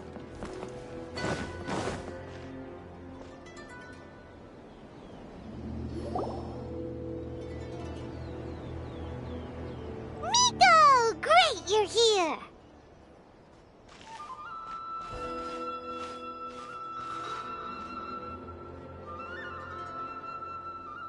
Well, hello there, young ones. What brings you to the shrine? It just so happens that I have a wonderful novel here. I highly recommend it. Oh? Well, what did you want to ask? Well, we were just... actually, you look kind of busy. Is this a bad time? No, not at all. It's nothing major. Lady Guji, what do you mean, nothing major? I'm begging you, you've got to help me save my brother. It really is nothing major. I stand by that. Oh, but since you're so curious, let's have him relate the story one more time, just for you. You two seem to have a good relationship with Guji-ai. Please, put in a good word for me. You have to convince her to help my brother. Here's what happened. My name is Kato Yohei, and my brother is Kato Shingo. All he's ever wanted is to become a swordmaster, so he once asked Sensei Domon of the Meikyo Shisui art to take him on as a disciple. Domon turned him away, took one look at him and said he didn't have what it takes to train in the art of the sword. But my brother wasn't about to resign himself to defeat. He trained every day as hard as he could, and finally proved himself by defeating one of Domon's best disciples in a duel recently. But since his victory, he's been acting extremely strange. It's like he's become a completely different person. The doctors can't find anything wrong with him, so I'm betting it must be the work of an evil spirit. That's why I'm here, begging for Guji-ai's help. You know, there really aren't as many evil spirits lurking around as you seem to think. Your brother achieved the goal he'd been striving toward for as long as he can remember, and now it's gone.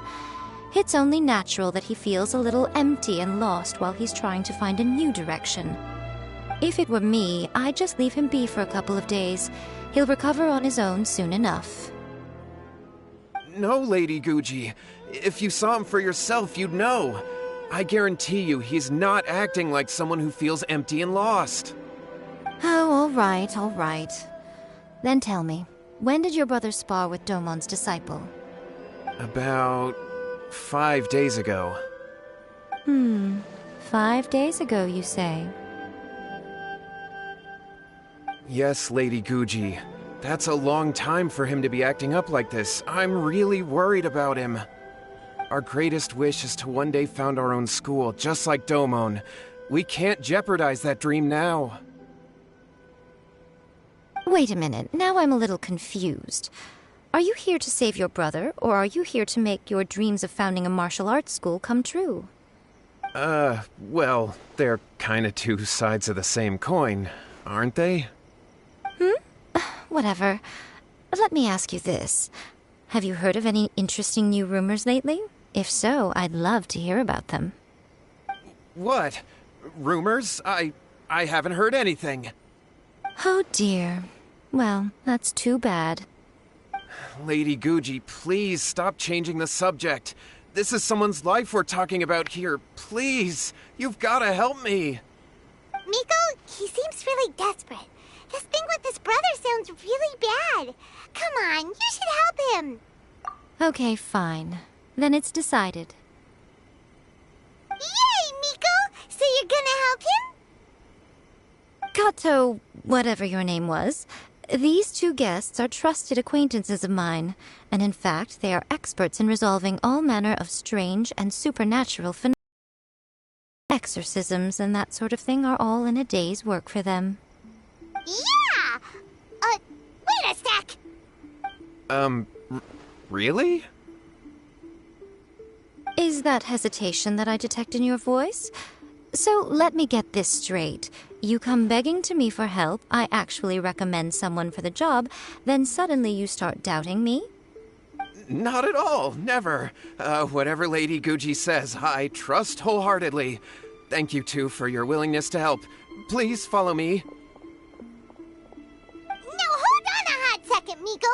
We may be a lot of things, but we ain't exorcists! Don't worry. If he wants an exorcism, just grab a handful of salt and mutter some mumbo-jumbo while you're sprinkling it around.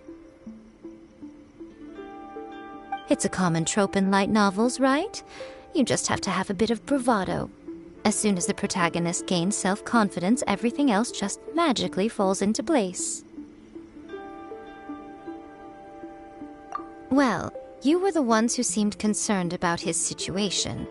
Don't you think it would be a little unfair to make me do all the work? Besides, we both know you wouldn't be here at the Grand Narukami Shrine unless you had a request for me too. This is an opportunity to demonstrate that you come in good faith. This feels all wrong, but you technically have a point, so... All right, let's go. Don't worry now, I'll be coming along too. Okay, let's follow Yohei and go visit his brother. What is going on here? Granted, you can never be quite sure what's going on in Miko's mind, but she seems even more disinterested than usual in Yohei's situation. Well, a life's at stake here, so it looks like we'll have to deal with that first before we'll get the chance to ask her about the incantation stuff.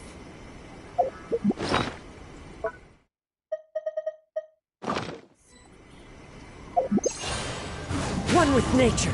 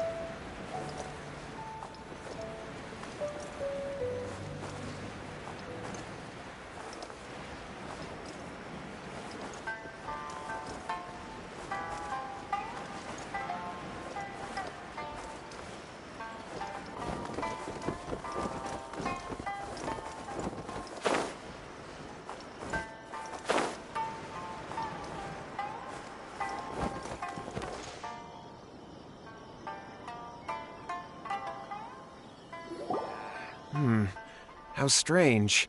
My brother's been meditating here pretty much constantly over the past few days, but now he's gone.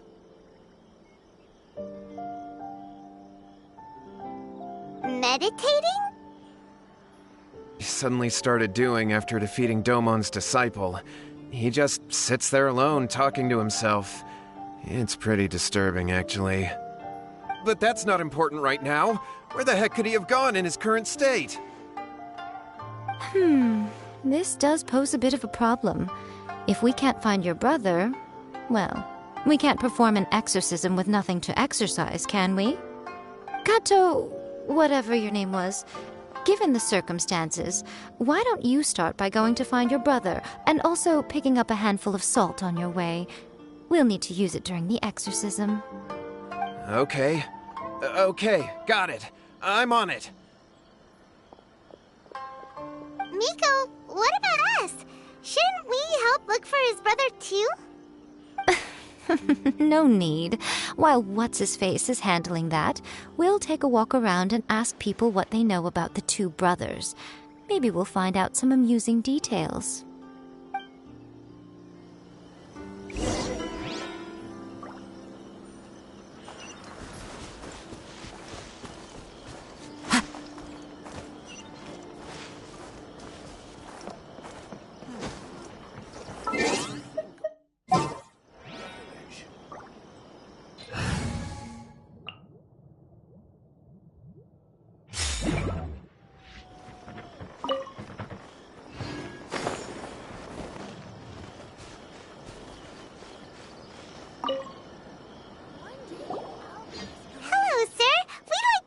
About the Kato brothers.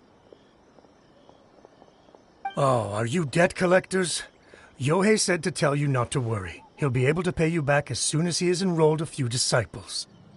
Huh? Debt collectors? No, we're not here for anything like that. But, it sounds like Yohei and Shingo have gotten themselves into a bit of a pickle. Well, yes. I don't think there's any disputing that. Those two don't have an ounce of dedication between them. They just hop between ideas and won't stick to anything. Huh? But Yohei said his brother has always wanted to become a sword master, and even asked Domon to be his sensei. That's true, yes. Shingo begged Domon to take him on, and eventually, he finally relented. But even after convincing a renowned sensei to give him a chance, he was the same as ever, bumming around in class instead of focusing on his training. In the end, Domon had had enough and kicked him out. But Shingo was resentful about it. He blamed Domon for not seeing his potential, and even declared that he would challenge a disciple of Domon to a duel. Wait, what? That's not what we heard. Oh, how interesting. We heard a slightly different version. My brother wasn't about to resign himself to defeat. He trained every day as hard as he could and finally proved himself by defeating one of Domon's best disciples in a duel recently. Yohei said that? That Shingo trained hard. That's ridiculous. He just lay there cussing to high heaven all day every day. Training regimen, that is. Yohei did tell me about Shingo winning the fight, but I took it with a grain of salt. You can ask Kenji at the village entrance more about that. He always has reliable information.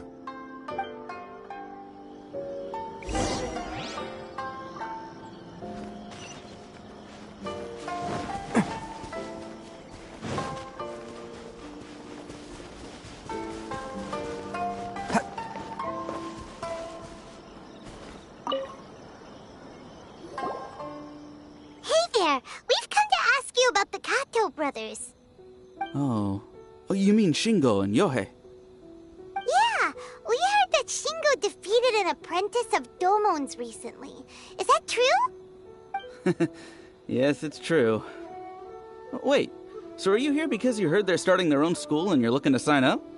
We're not here to sign up, but we would like to hear more details about the fight.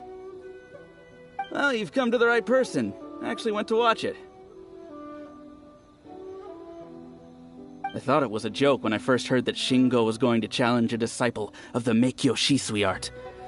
But when he drew his sword, he became a whole different person. The way he handled his blade, it was like flowing water, mesmerizing to watch.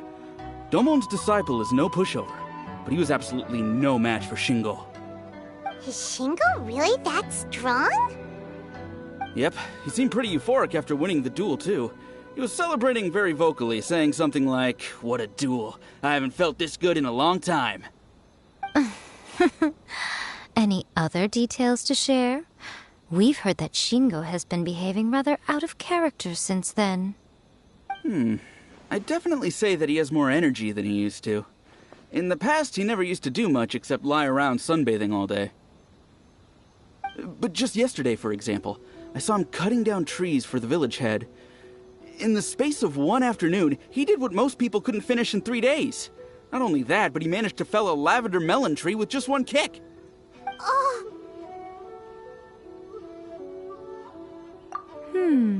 Quite impressive. Things got weird after that, though. The village head brought out some tofu for him, and he just flipped out. He shouted, "What is that stuff? Keep that away from me!" and then ran off. Lady Guji, esteemed exorcists, finally I found you. I found my brother. He's at the waterfall, and I've got the salt you asked for, too. Come on, let's go! Oh, as much as I'd prefer to stay and hear some more delicious details, I suppose we'd better be going now that he has been found.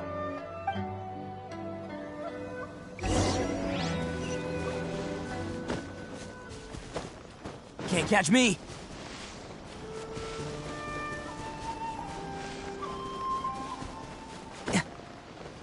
It's my lucky day! Useless! Huh. Huh. Huh.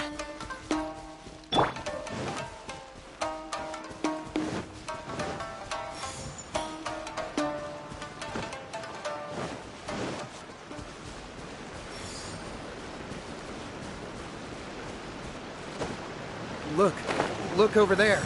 That's him at the waterfall.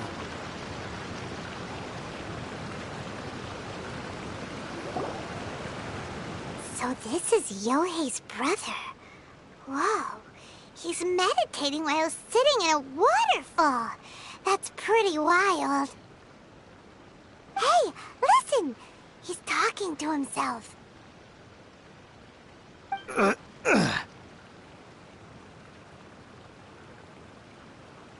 Woo! How's that? Can you feel it? Can you feel the feeling of manliness? Found your own school? Ha!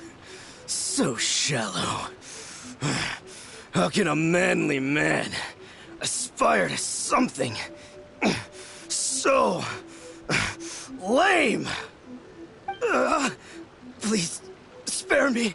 Spare me. I can't feel the manliness. I can't even feel the cold anymore. I can't take any more. I'm gonna die. Yohei. Yohei! Save me! Save me! Did you hear that? All the nonsense aside, he's going for help! Huh?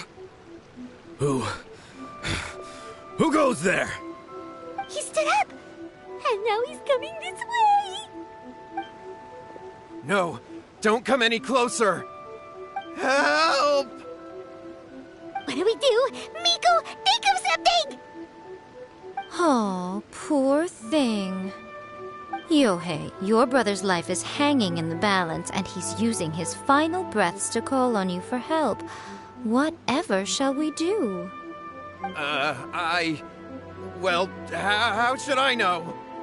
The way it looks to me is that Shingo feels terribly resentful to you about something.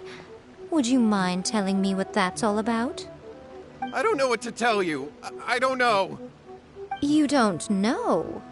But surely you should have more insight than anyone else into how your brother came to be this way? Yohei, I suggest you think very carefully before you open your mouth again. This is a life or death situation.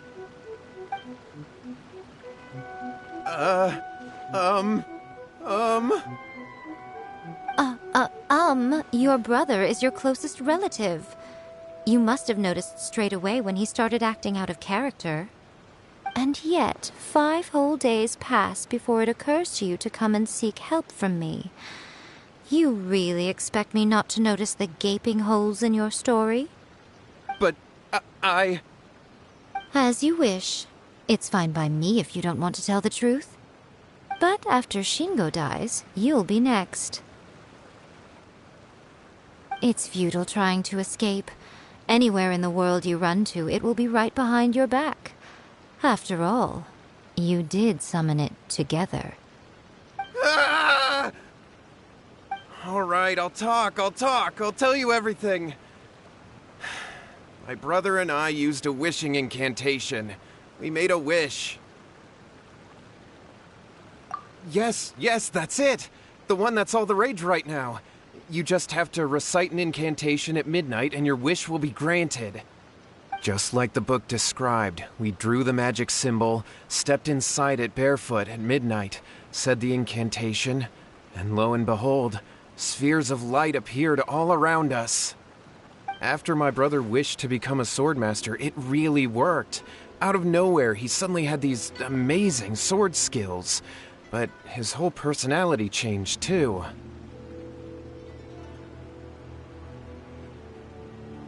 Because I was worried that if he goes back to normal, he'll lose his skills with the sword.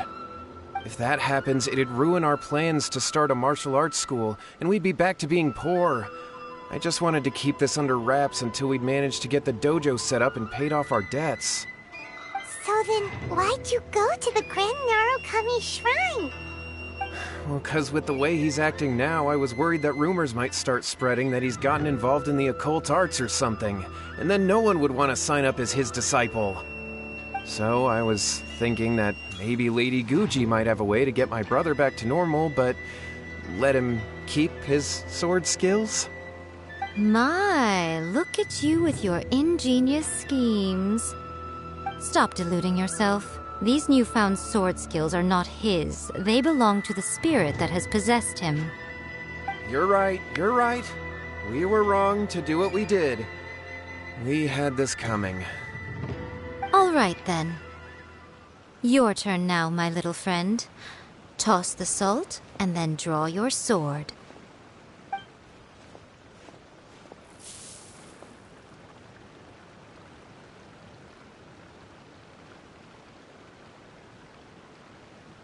What is that?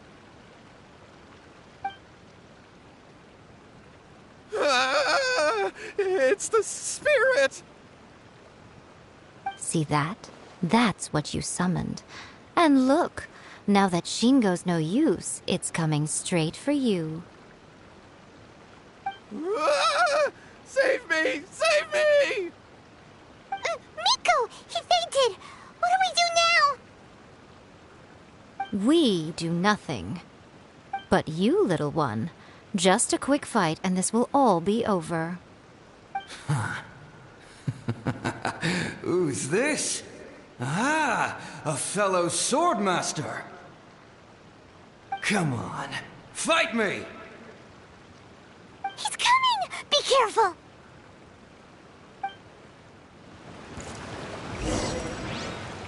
What's one more? Stabilize! This is order! It's showtime! Fall before me! Ha! Tja! Kya! Yeah!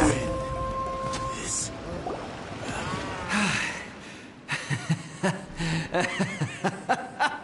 That was great! Excellent! Whoop! What a rush! I haven't felt this great in a long, long time. He disappeared! But he looked pretty content at the end there. Huh. Well, Paimon sure is confused. Do you know what that was all about?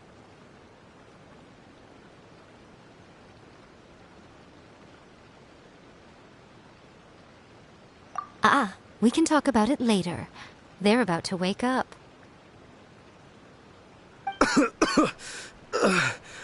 What am I doing here? Yohei? Yohei, is that you? Shingo, are you alright? Yohei, I had the weirdest dream. I dreamed that I wasn't a useless loser with a sword anymore.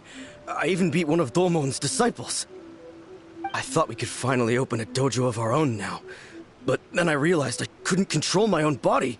And there was this voice in my ear talking to me constantly. I was terrified, and I wanted to take control of my body back, but I couldn't. And the voice kept talking about manliness. Shingo, we shouldn't have made that wish. We summoned a spirit and it possessed you. Yes, and had we not come to your rescue, your life would have been over before too much longer. Then the spirit would have haunted your brother until he died of fatigue too. Thank you, Lady Guji, and thank you for your assistance, exorcism experts. All right, take him to get some rest. He's very weak right now, having been possessed for quite a few days. He will experience a high fever, but it won't be fatal. Remember, this is the price you pay. At this point, I would normally lecture you on the dire consequences of using occult methods to obtain power that does not belong to you. But I think you get the picture now, don't you? Yes, we understand now. We won't do it ever again. Thank you, Lady Guji. Thank you, exorcists. We'll be on our way then. Come on, Shingo.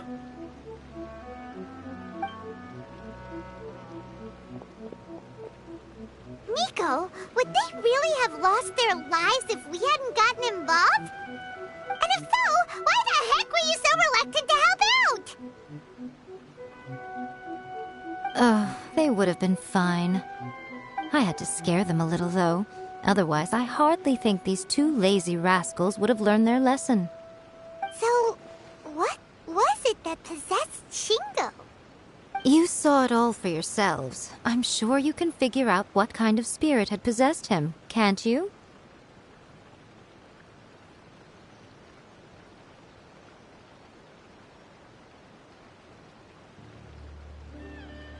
Ah! Paimon's got it! It was an Oni. Correct. Although it possessed Shingo, it didn't have any ill intentions. As a matter of fact, it actually seemed like it was trying to train Shingo to become bolder. Huh. Fair enough. But it seemed like it had the opposite effect. Tossing salt caused it to temporarily leave Shingo's body. Then, you exhausted its strength by fighting it, so it disappeared. Even if we'd done nothing at all, Shingo would have eventually become too weak for his body to host the spirit, and it would have left of its own accord. Of course, it would have been more stressful for Shingo and Yohei that way. Still, the experience may ultimately have been more effective than me scaring them into submission with a little exaggeration. Whew. Well, the main thing is that nobody got hurt. All right, seems like we've wrapped up everything here. Come on, off we go. Hold on, Miko. You say everything's wrapped up, but are you sure about that? You mean you disagree?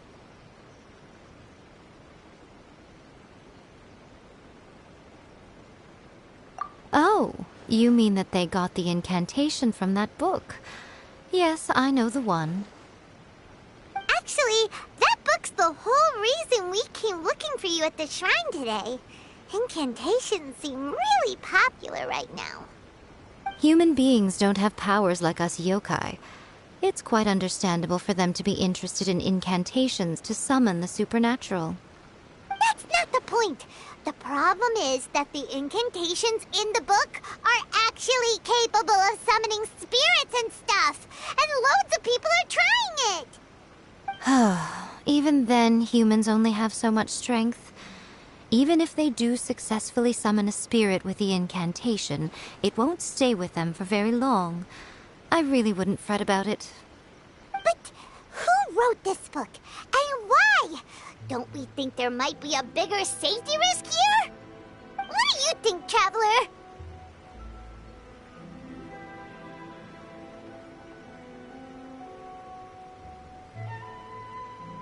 Yeah, Yohei and Shingo may have been fine in the end, but things got pretty scary when Shingo was possessed. Lady Yai, I finally found you. Kuroda, what are you doing here? I'm here to report on Yai Publishing House's sales for the last month. All the numbers are here. Please take a look. Let me see. What? We're losing market share? Yes.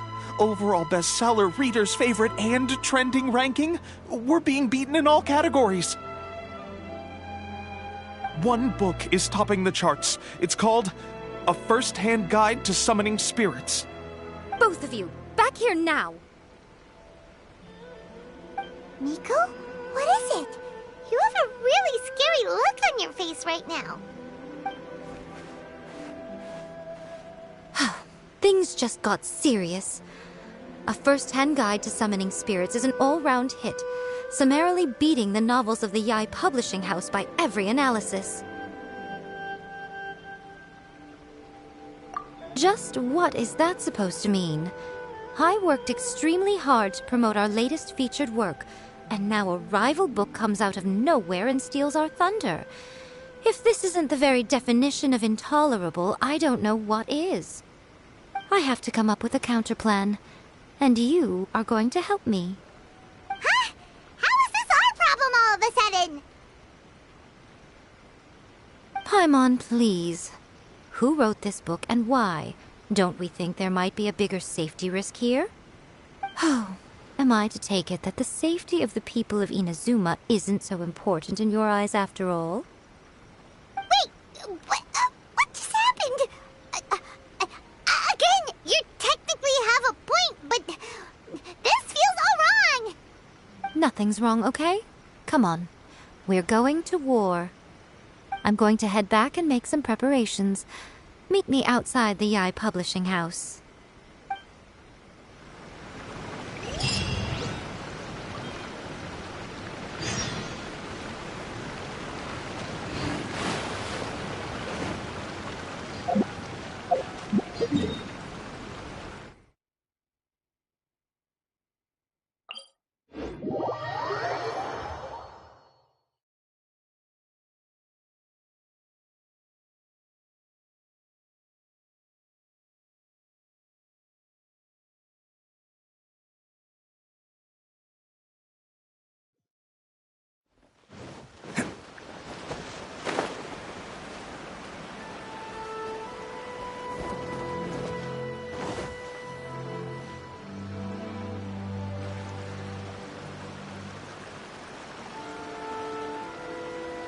Miko, we're here.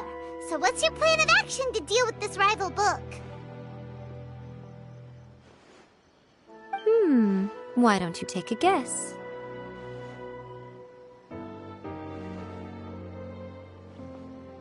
I'll give you a hint. It's to do with the Yae Publishing House. Oh, Paimon knows! Combine the reputation of the Yae Publishing House with the status of Guji Yae and tell everyone that the incantations in that book are dangerous! Oh, wow! Your first guess and you got it absolutely wrong.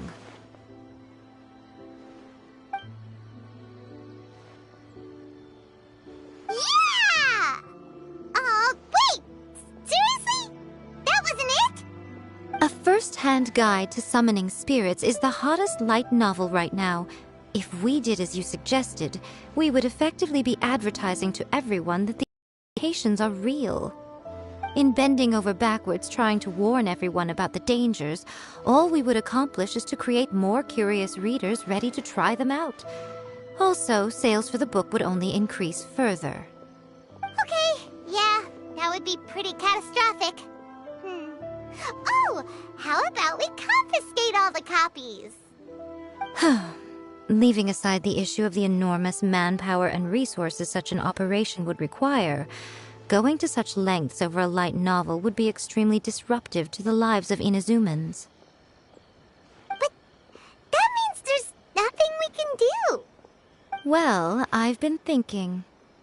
I've read A First-Hand Guide to Summoning Spirits. It has many other good qualities besides the incantations alone. The book contains many ancient kaidan, or tales of the supernatural, and is written in a very engaging way. That is why the book has become so popular. I think think we're going to have a difficult time trying to rein in its popularity while it's the only work in its league on the market. That's right. How do you get rid of the next big thing? You replace it with the next big thing. So what we're going to do is create Inazuma's newest hit novel.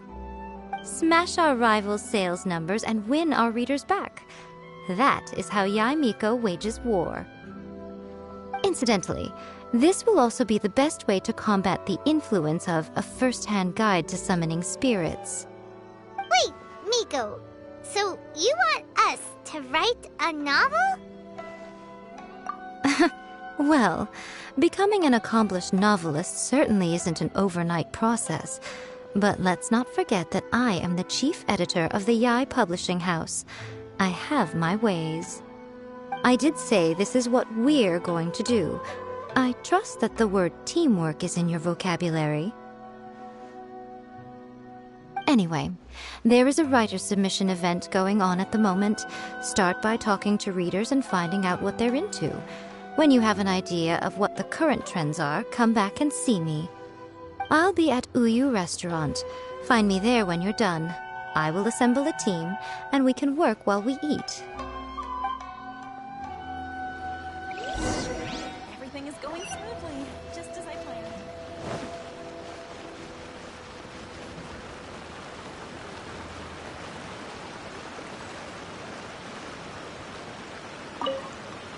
The key to a successful light novel is having good illustrations. When to use illustrations, what they should contain, and which artist you should commission for them. Good illustrations can make up for bad writing. But on the flip side, a bad illustration can ruin your novel, even if you have the best story in the world. There's a saying that light novels are essentially a case of buy art, get words free. I'd agree with that. Too bad most of the top artists have jam-packed schedules, so it's extremely difficult to commission them. The illustrations in A First-Hand Guide to Summoning Spirits are incredible, but it's unlike any art style I've ever seen before.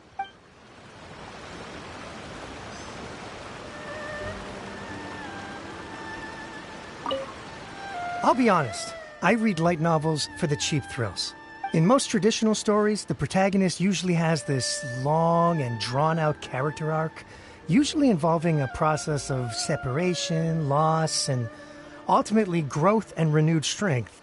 It reads well and everything, it's just a little slow-paced for me. By contrast, there's this popular light novel at the moment called A First-Hand Guide to Summoning Spirits, where the protagonist is super strong right from the get-go. That's what I mean by cheap thrills. Action-packed right from page one. The protagonist is a kitsune who has not only mastered the secret art of incantations, but also tea ceremony, painting, and calligraphy.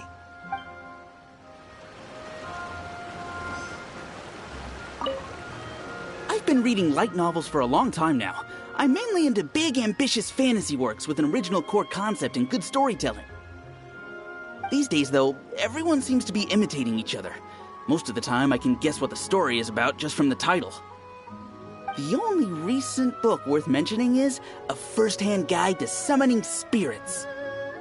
Not only is it a good story, but the descriptions are really true to life. So much so that I'm almost wondering if maybe the author really has met all those yokai before. There's much more to light novels than Paimon realized. Let's go tell our findings to Miko. The Yae Publishing House has held many writers' submission events to date. The winner gets a huge amount of publicity. It's been the ticket to fame for a lot of authors. If you've got a good idea for a story, you definitely don't want to miss out.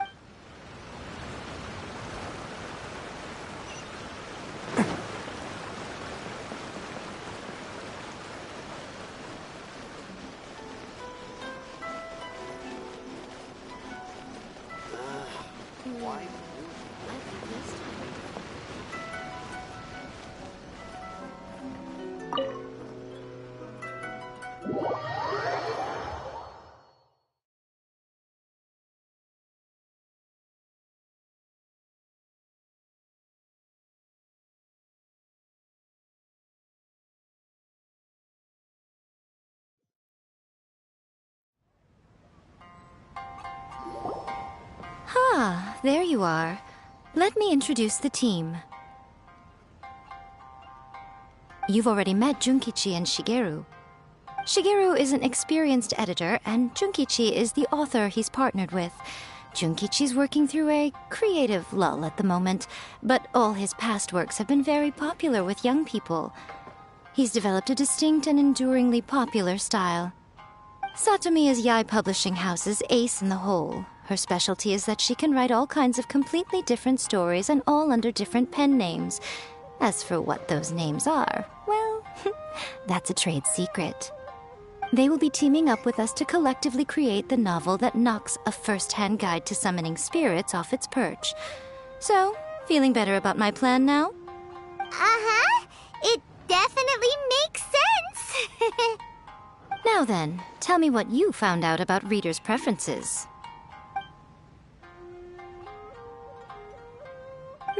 All very true. An original core concept, a fast pace, quality illustrations, and lots of action. This is the formula that will guarantee good sales numbers.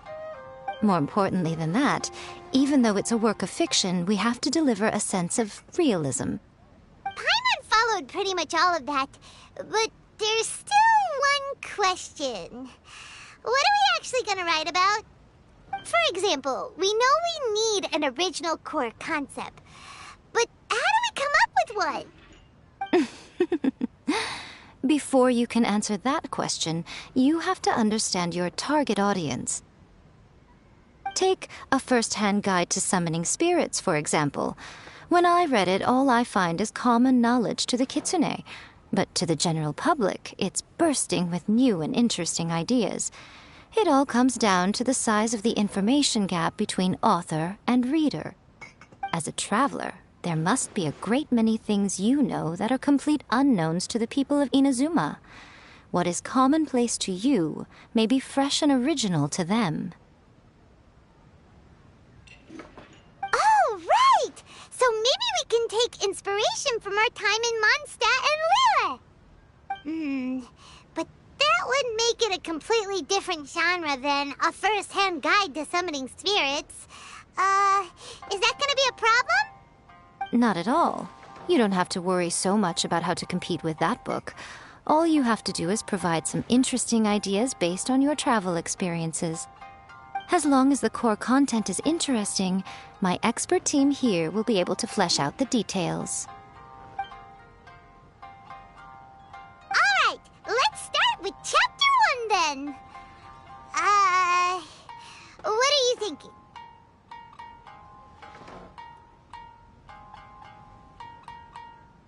This sounds like a great one!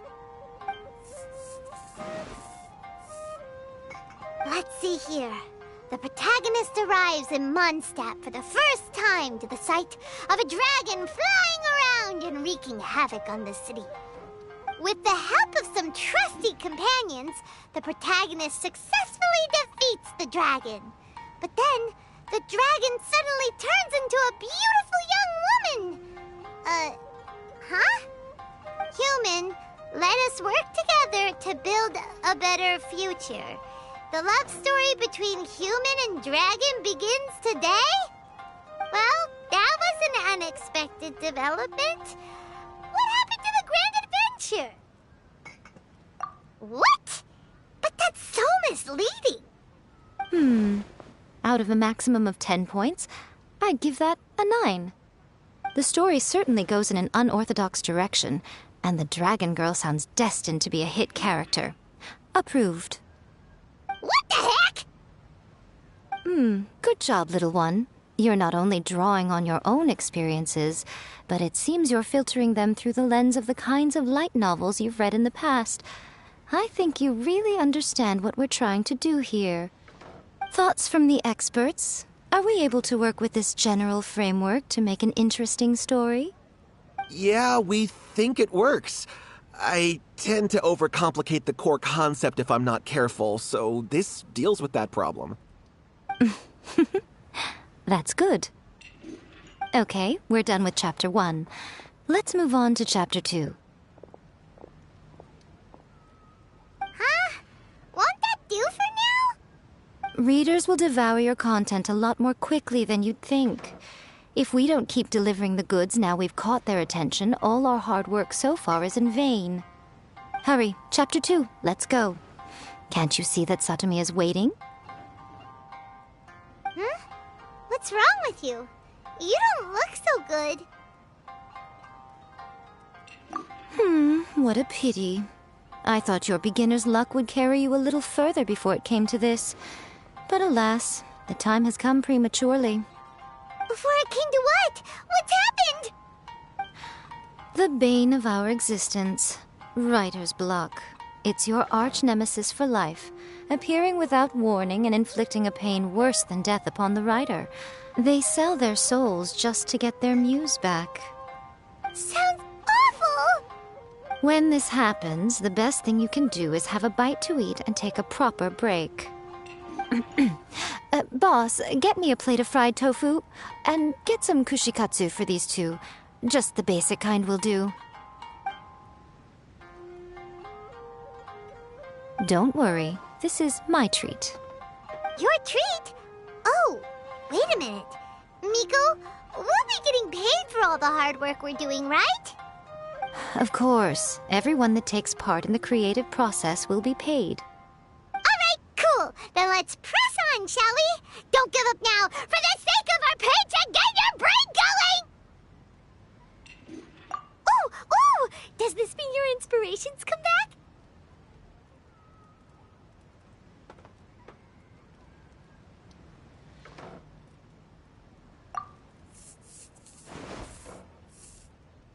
Let's see now. The protagonist arrives in Liyue and befriends a young man who doesn't have the money to pay for anything. Only later do we find out that this young man is none other than Rex Lapis himself. With the help of the Qixing and the protection of the Adepti, I am free to roam this vast realm. Is this the kind of cheap thrill that guy was talking about? I give it a 9.8. The story is fun and action-packed with no dark undertones. Also, there are a great many legends about Rex Lapis. I'm sure it will spark the people's curiosity. I, for one, think there's a sizable market for this. Approved. Alright, well, let's just hope Zhongli doesn't mind. Great. Well, now Satomi can get started on that. Leave it to me, Lady Yai.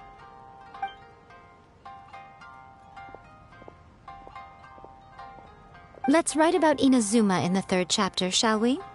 I can help with this one.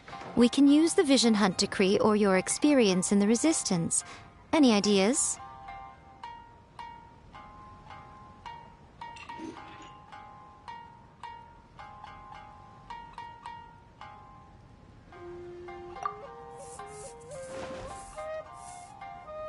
When the Vision Hunt decree comes out of nowhere, the protagonist joins the Resistance, starting out as an ordinary rank-and-file soldier. Find out how the protagonist goes on to make great contributions to the war effort, become best friends with the Resistance General, and get to know the Guji of the Grand Narukami Shrine, working together with everyone to finally secure a grand victory for the Resistance. Huh. It's surprisingly normal. I think it's rather good. A lot of people still like the classic hero's journey, from ordinary soldier to great leader, a fresh take on a timeless classic. One thing, though, we'll need to rewrite the part about me giving you the omamori. Let's change it to... The mysterious Lady Kitsune teaches the protagonist a spell that can make their wishes come true. The protagonist uses this spell to defeat the Raiden Shogun in battle. That should do the trick. Whoa, so we're really going head-to-head with our rival on this one, huh? I suppose so. Once they're done writing the manuscript, I'll write the passage where the protagonist recites the incantation myself. Are we done then? Do you really think this will be able to beat a first-hand guide to summoning spirits? The content is fine. Now we just need to promote it. I will contact an artist to make some illustrations. I'm positive they will be at least as good as those in A First-Hand Guide to Summoning Spirits. We'll also need an endorsement on a paper band around the book. I can get the wonderful Ms. Hina to write that. She runs a regular Q&A column in That's Life magazine. The people of Inazuma absolutely adore her. You're free to take a break while the creative team is doing their work, but please go by the Yai Publishing House at some point to commission Ms. Hina for that recommendation. Once our light novel is complete, let's meet at the writer's submission event.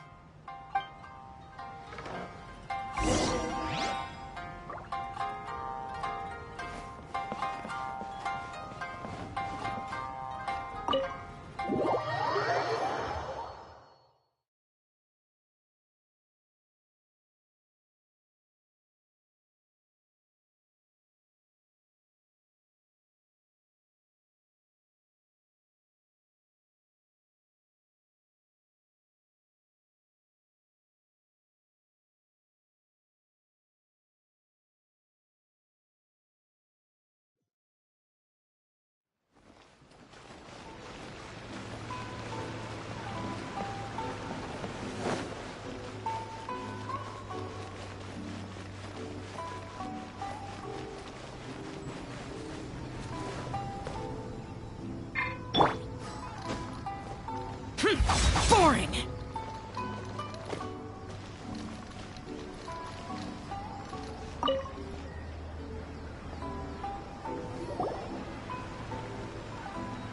Miss Hina doesn't usually do endorsements, but since it's Lady Guji that's asking, we'll see what we can do. With Miss Hina getting so popular lately, a lot of people have come to us hoping to do a collaboration. But Miss Hina's not interested in any of it. She still prefers to focus all her efforts on replying to readers' letters, and turns down every promotional opportunity she can. Maybe that's why her fans like her so much. I'm getting off topic here.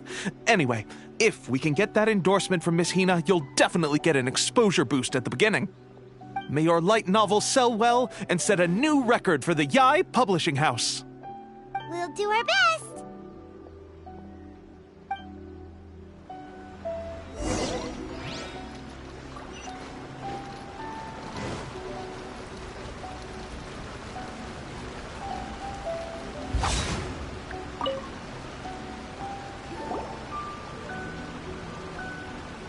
Are you sure you'd like to submit this entry? Let me see. The Miraculous Adventures of the Traveler by Thousand Hands. What a strange pen name. Definitely your doing. Having been around you so much recently, Paimon's slowly starting to understand your unique tastes. What do you mean, strange? It took a lot of work by a lot of different people to get this thing finished. Don't you think it's a very descriptive pen name? We'll get this printed as a matter of priority and conduct trial sales in pilot locations throughout Inazuma. I'll announce the sales numbers in 3 days. Uh-oh. Paimon's getting a little nervous now. Do you really think this is gonna work? That's right. Be confident in your work. That's exactly how a light novelist should be. Okay, then I'll sign you up. Please come back in 3 days for the results. Thank you all for your submission. I wish you the very best of luck.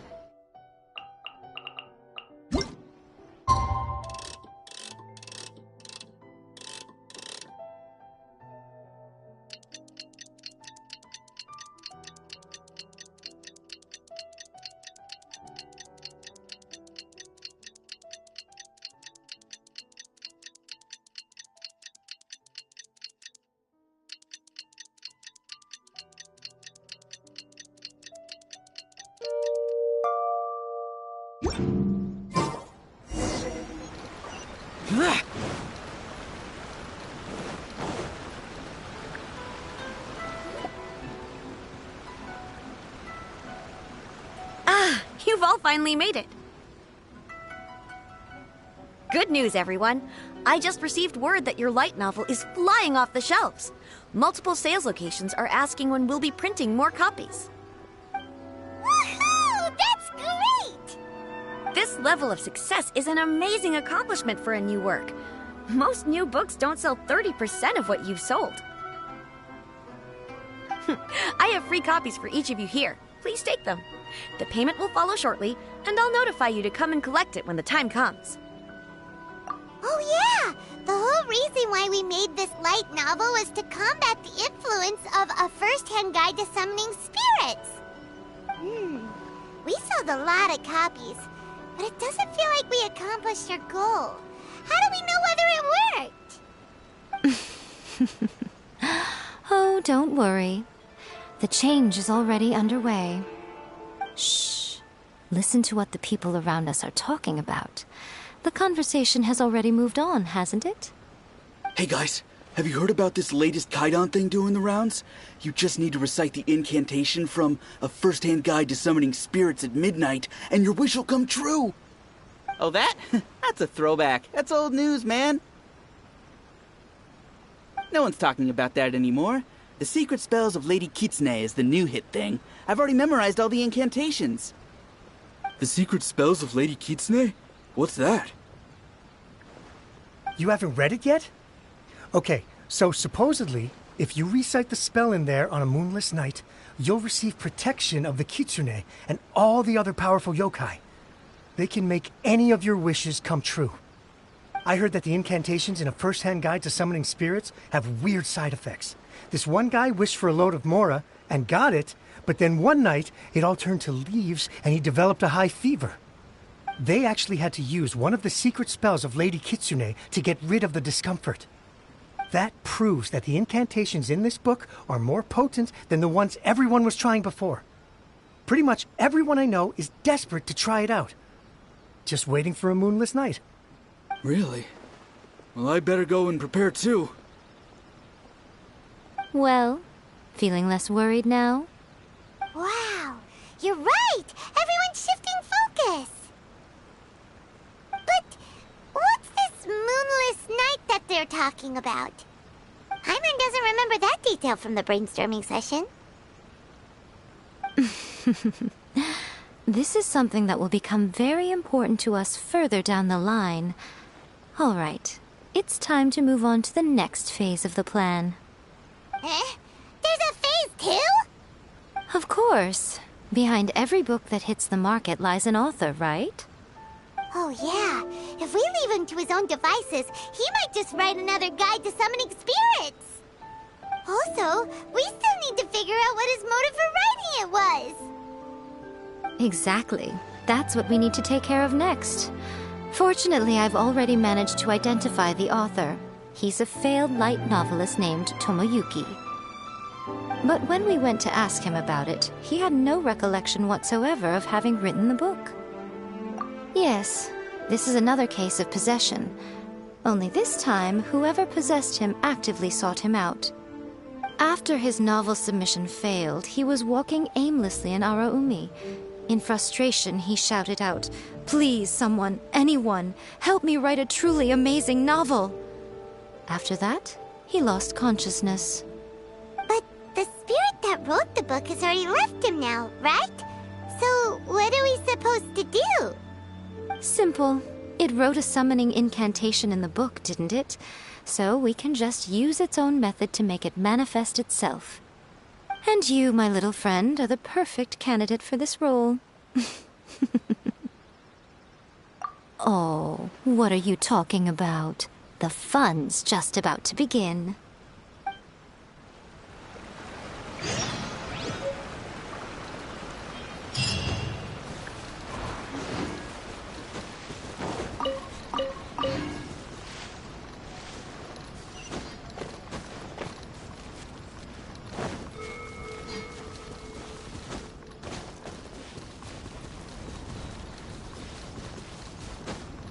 Worthless! Here!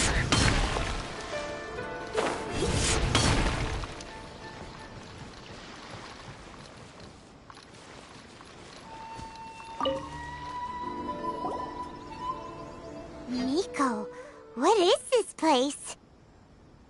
The ideal spot for a little meet and greet with a certain elusive author.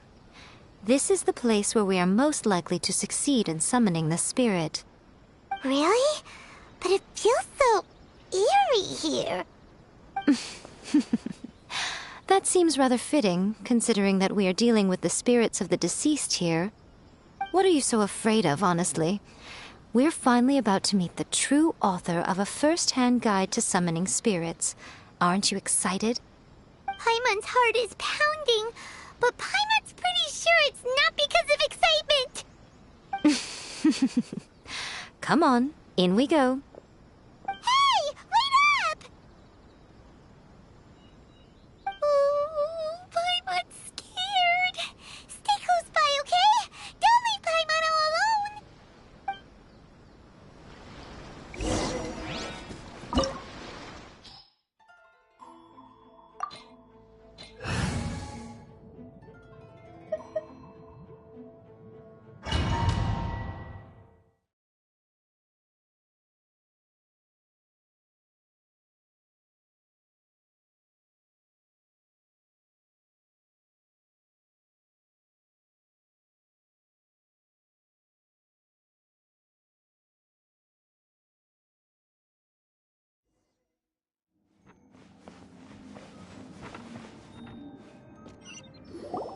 What a weird painting.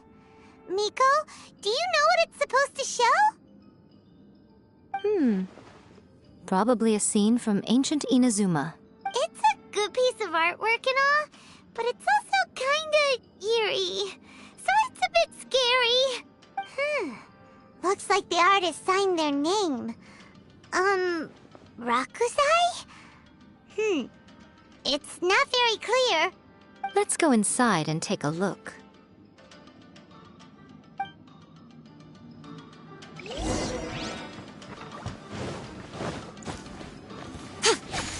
Let's get down to business. There's more! Stabilize! Attaboy! You fall before me!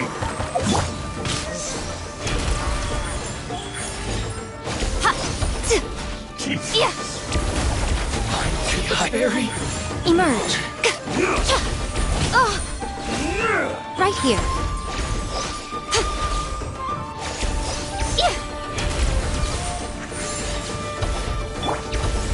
Bam! Like this.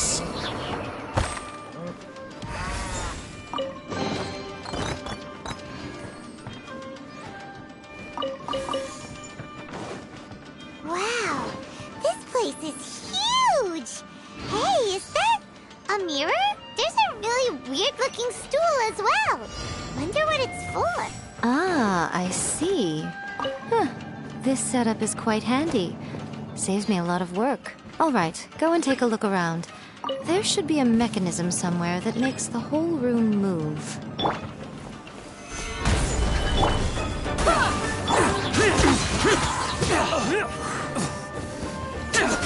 Let's roll!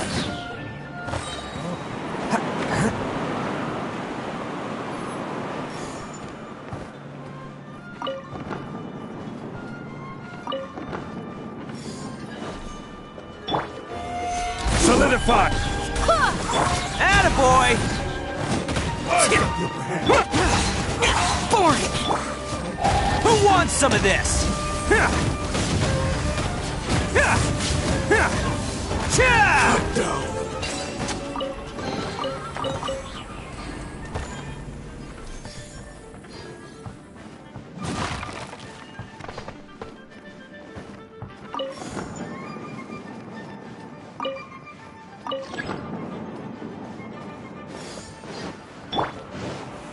Gather! I will have order!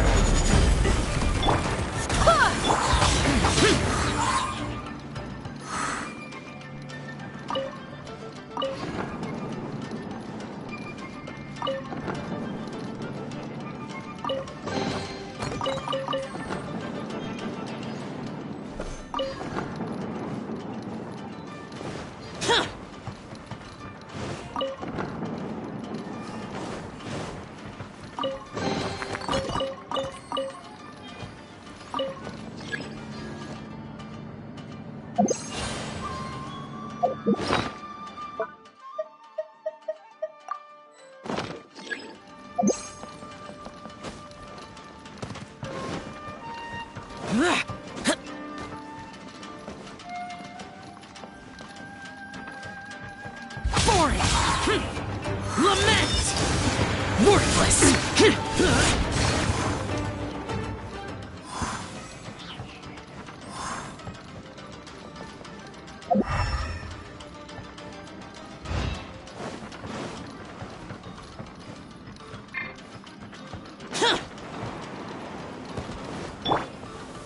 Stabilize!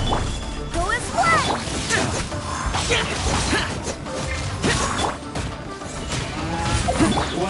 Nothing lasts forever. Come on out.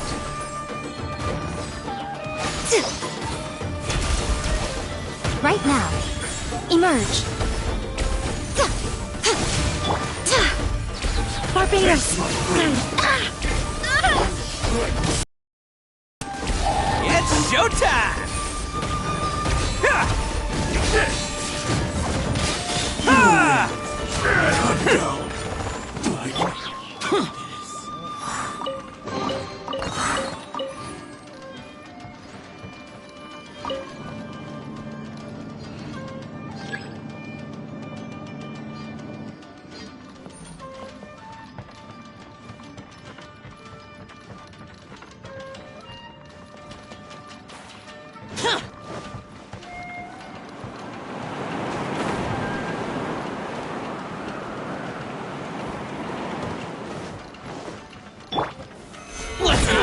This is order.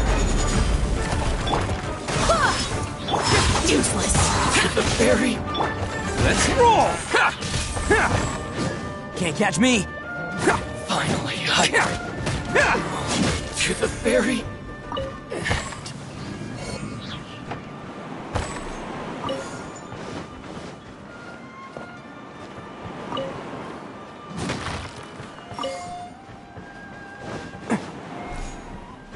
Can't catch me!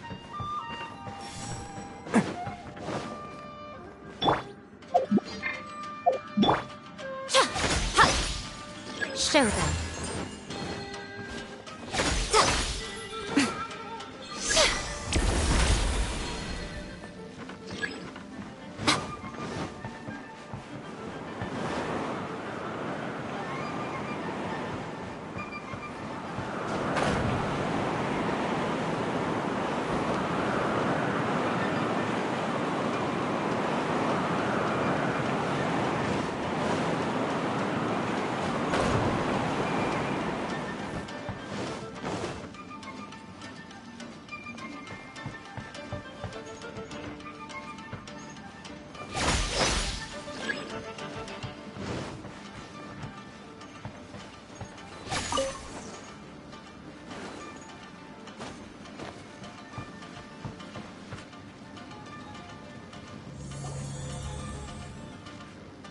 Whoa!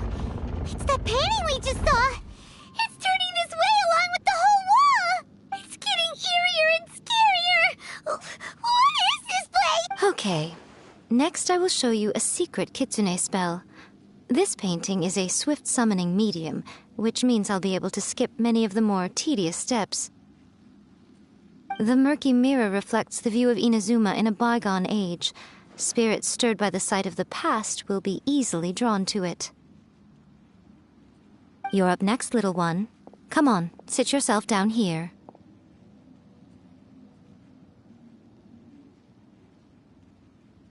Yes. The whole point of a summoning ritual is for a dead person's spirit to possess a living person's body.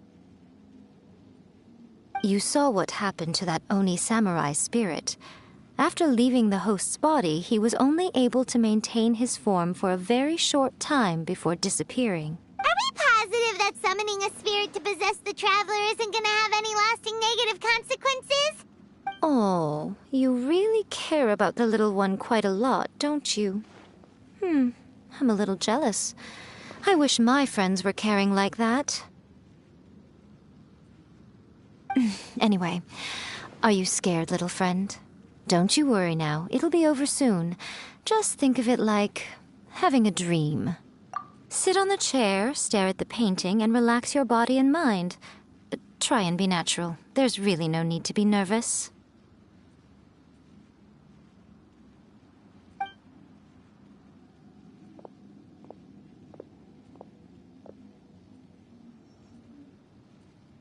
like he's sitting inside the painting. Huh? Is Paimon seeing things? Did the painting just move?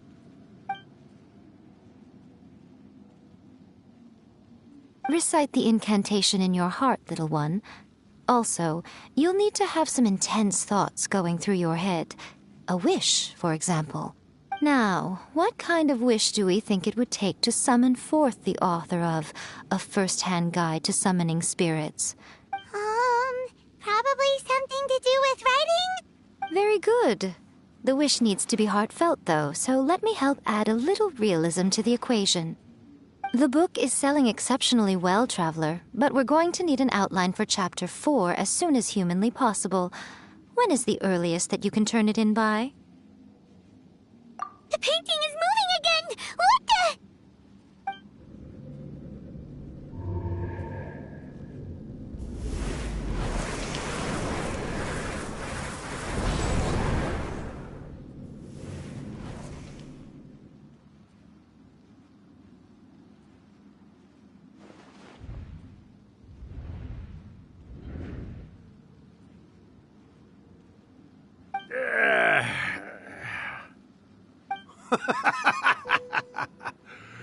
I never thought the day would come when I'd be summoned using my own ritual. Getting a taste of my own medicine. What have we here? Another budding writer? What's come over you all? Why is everyone wishing for help with their writing? Are novels so popular in this day and age? We got you! So you were the one who wrote A First-Hand Guide to Summoning Spirits! What are you trying to do, Why'd you put that summoning incantation in the book, huh? What's your game here? Huh? What's this? Oh. No wonder this felt so familiar. I've walked right into your trap, haven't I? You ask me what my game is here? Well, of course. It was to use this incantation as a means for all the souls of the departed yokai to make their glorious return to the world and plunge all of Inazuma into a brutal, bloody war! What? Paimon knew it! You had an evil plan all along! Oh, did you now? Then how naive of you to let me possess this body so easily. I sense, yes, great power within him. Good. Good! With this power, no one shall be able to stand in my way! Wake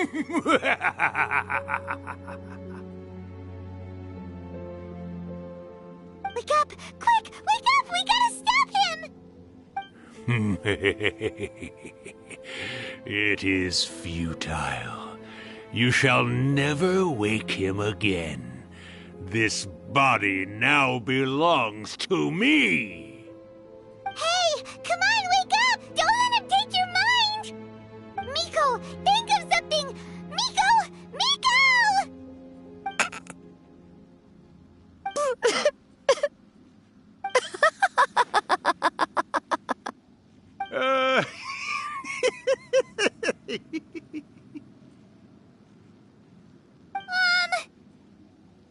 You're laughing? Oh, Rakusai, you haven't changed a bit. You caught on so quickly. Too perfect. Well, you made the face enough times that I couldn't exactly miss the hint. This is what you were going for, yes? Never one to stand on the sidelines of a good spectacle, are you? Always got to dive in and fan the flames, huh? You mischievous little kitsune, you. Look what you've done to this little flying one here. Oh, poor thing scared witless. You were having plenty of fun playing the bad guy a moment ago. Now you're trying to blame it all on me? Rakusai? Miko, you guys know each other? Yes, we do. Of course we do. Allow me to formally introduce the author of A First-Hand Guide to Summoning Spirits, Urakusai. No, wait. To be more accurate, it's Urakusai's memory. memory? But isn't he a spirit? Ah, spirits, memories. They're just different words to describe the same thing. Something that comes from the ley lines.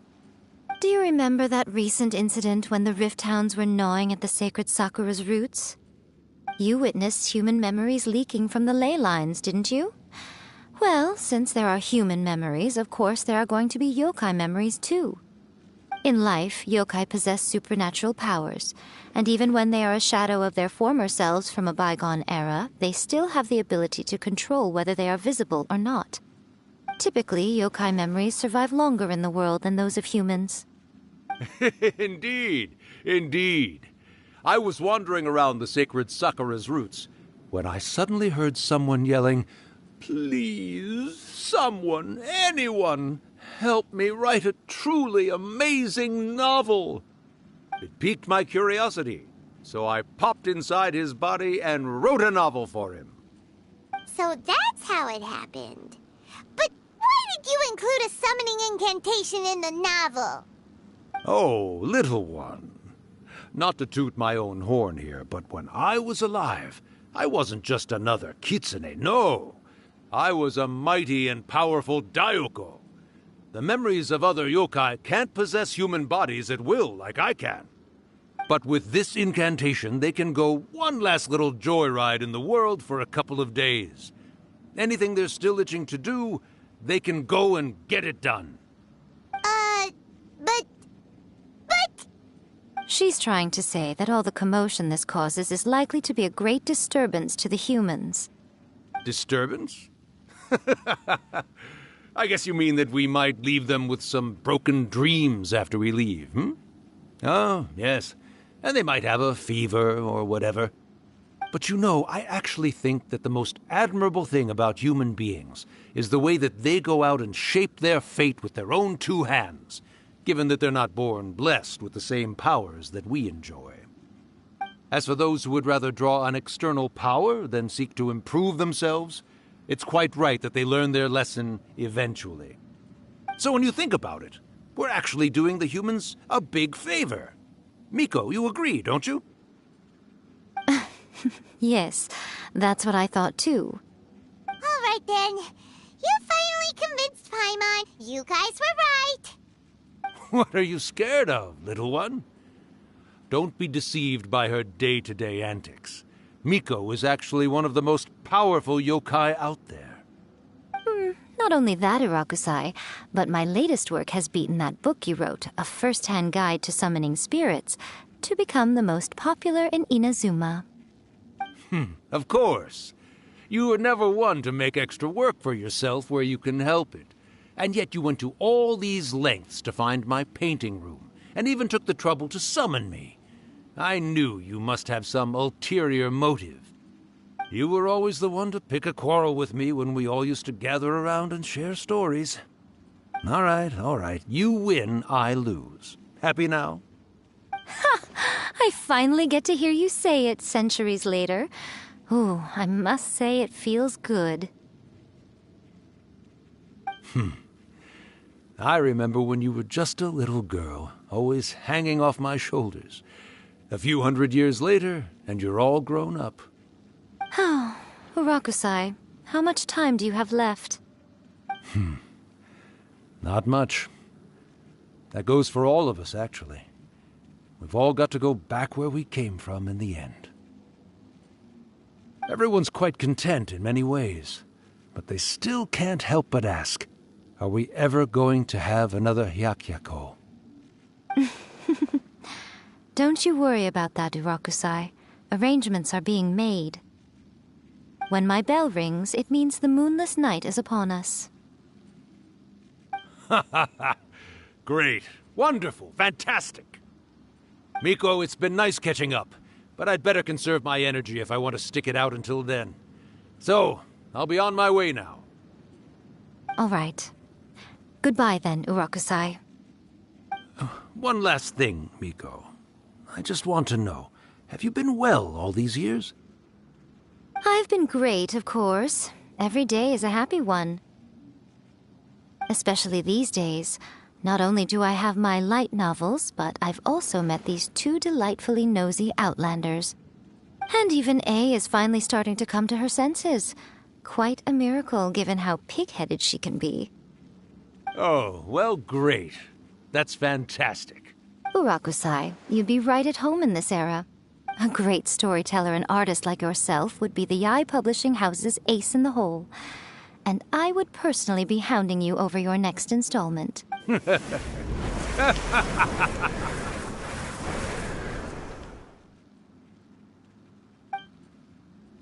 He disappeared! Are you awake? How are you feeling? Are you all there? Here, like last time, repeat after me. Oh, you beat me to it. Looks like your brain is intact. So, your first possession, What was it like?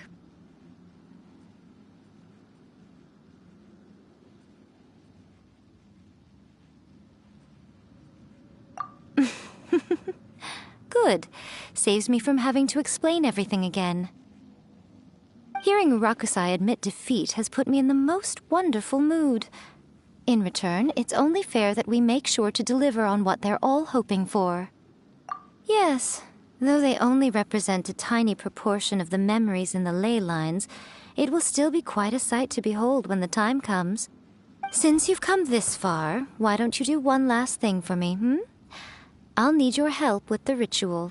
You cannot be serious, Miko! After all that, you still have more errands for us? You guys teamed up to scare Paimon just now. If you think Paimon's gonna do anything you ask for, think again! Aw, come on.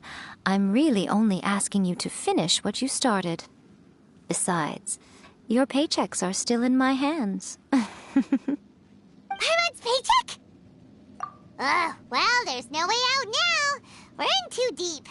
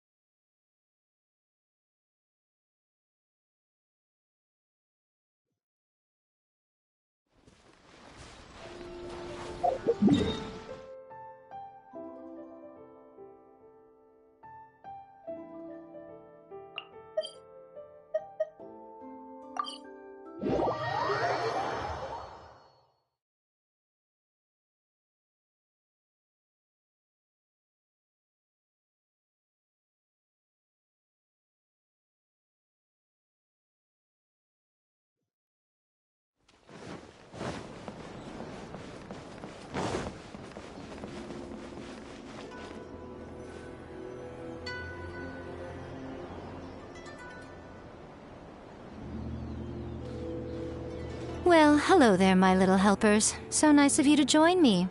You're right on time, too. As if we had a choice. We just want our paychecks. So, Miko, what exactly do we have to do to make this Hyakuyaku happen? Also, to be clear, we actually have no idea what it even means. It might sound ominous, but to put it simply, the Hyakuyaku is just a gathering of the yokai. Back in the day at yokai gatherings, once everyone had had plenty to drink, one by one they'd start soaring into the sky with their yokai powers. There were so many of them that their silhouettes would block out the moon. But now, the yokai memories that leak from the ley lines are weak. They are no longer able to fly. So I will be performing a convocation ritual for them, gathering all the wandering memories together in one place. When the time comes, they will gather in the sky above the Grand Narukami Shrine. Once their energy is spent, they will be satisfied and return to where they belong. All the preparations for the ritual have actually been made well in advance. Remember the incantation and the mention of moonless night that I added to our novel? Oh, yeah! Something about reciting the secret spells of Lady Kitsune on a moonless night. That's the one. Actually, it's not a wish-granting incantation at all. It's a spell to help calm the ley line memories. When that time comes, let's all pitch in and help send them on their way. I will start the ritual preparations shortly, and at that time, I need you to do 2 things. First, tell the shrine maidens to leave the mountain. During the Hyakyako, a whole swarm of yokai memories will be hanging around in the air above the Grand Narukami Shrine. Having the shrine maidens leave avoids the bothersome issue of someone potentially getting possessed. After that, I will commence the ritual, and the memories will begin to congregate. This will take some time. I need you at the foot of Mount Yogo during this part to keep an eye on nearby monster activity. The memories are normally dispersed and don't pose a threat, but when their energy is concentrated, it is likely to disturb the monsters. They may see this as an opportunity to try and make it up the mountain. I need you to fend them off so that that doesn't happen. All right, got it. Then what? Well, if at that point you felt like coming to the shrine and getting a close-up view of the yokai, I wouldn't say no. Okay, let's get going. May the blossoms of the sacred Sakura bloom eternally. Descend the mountain? Are those Lady Guji's orders? Yep, Miko said the ritual she's gonna perform soon might pose a physical danger to you all. I see. I'll evacuate everyone right away. What about you? We'll be taking care of a couple other things for her. And once we're done with that, we're gonna come back and do the ritual together. It seems like Lady Guji places great trust in you. Lady Guji's never allowed anyone else to be in her presence when she's conducted rituals like this in the past. Thank you for helping with the ritual, and good luck. Don't worry, we're much stronger than we look. Miko's about to start the ritual. Come on, let's go deal with the monsters down the mountain.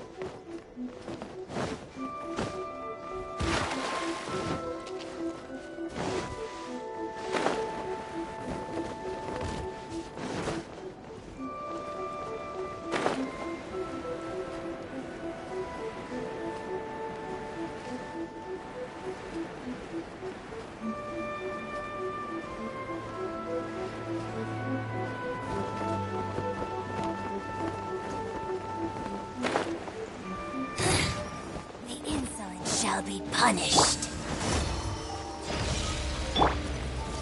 Stabilize! No. Attaboy! Useless.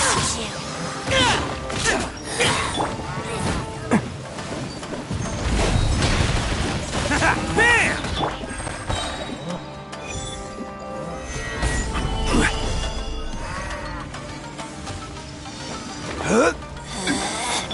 Out of my sight.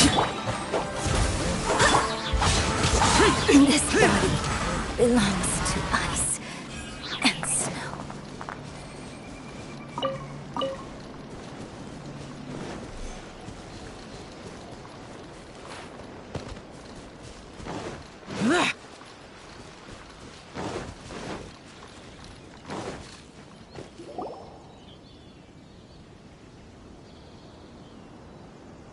These monsters look really riled up.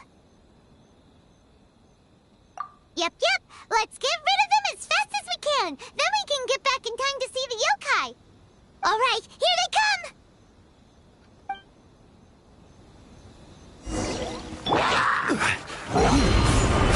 Order guide you. Can't catch me. Let's roll. Coming through. Bam!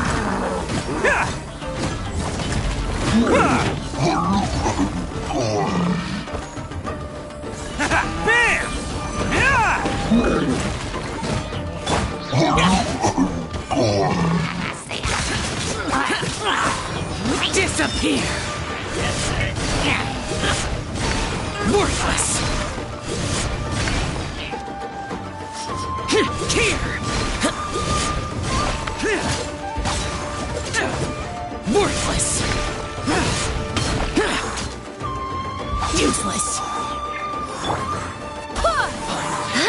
Let's roll! Okay. It's showtime! There's so many of them! Come on, you can do it! Yes. Attaboy! Finally! I dare you!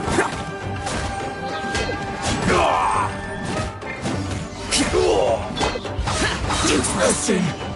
Bested! Gather! Alright, that's the last of the monsters.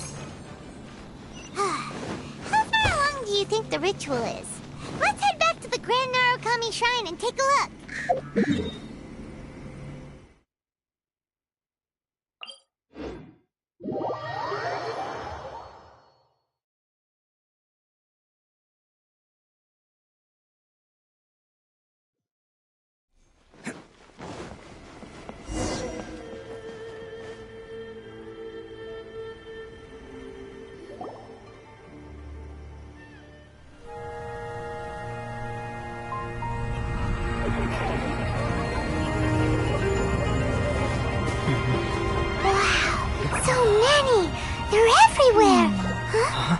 Yes, the memories of the yokai. They haven't been able to relax and soar through the air like this for a long time. Come with me.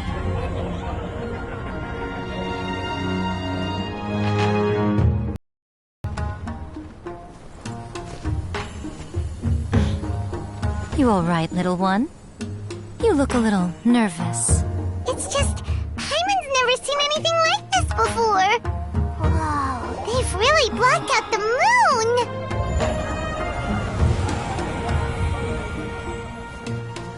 It does look a little intimidating, doesn't it?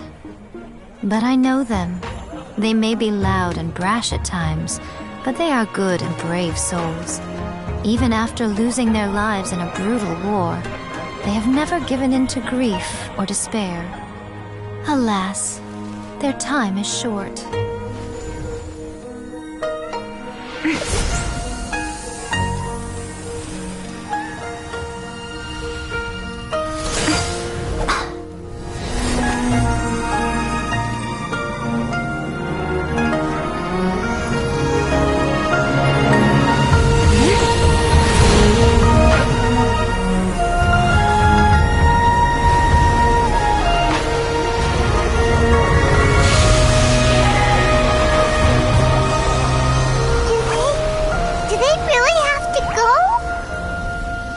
It's a feast, and all feasts come to an end. Since you're sorry to see them leave, why don't you do the recital along with me? O Hakushin, cause of this enchantment, in reverence I perform this rite. In reverence I perform this rite. To be a guiding light.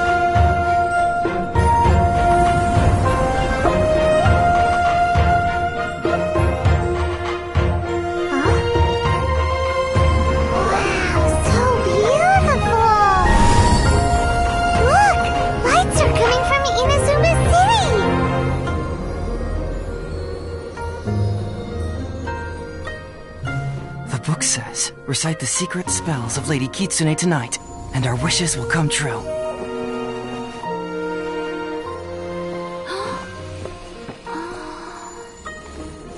O Hakushin, cause of this enchantment.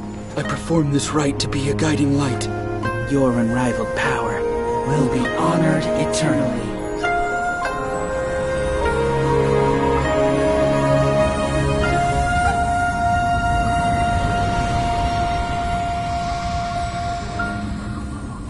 Murakusai, you asked if I was doing well. Really, every day is a happy day for me. But watching you all leave now, I can't help but feel a little lonely. Just a little, of course.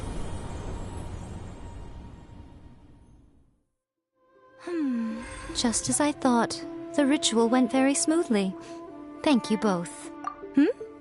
Oh, I'm great. But the look on your face just now... I'm fine, seriously. Really, No. Honestly, you two, Miko. Fine. Well, if you're dead set on doing something for me, you can treat me to a meal. Sure, no problem. A meal it is. Okay. Well, see you soon then.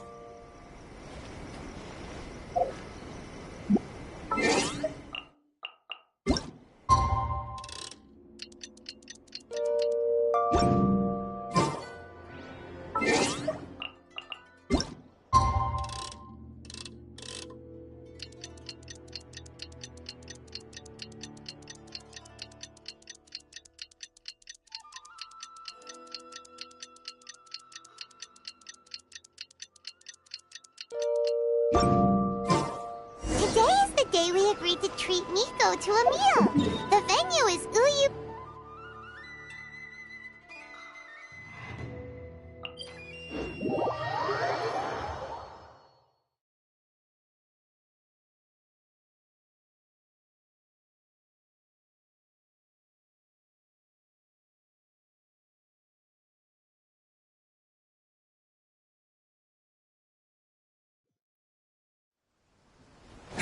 Can't catch me!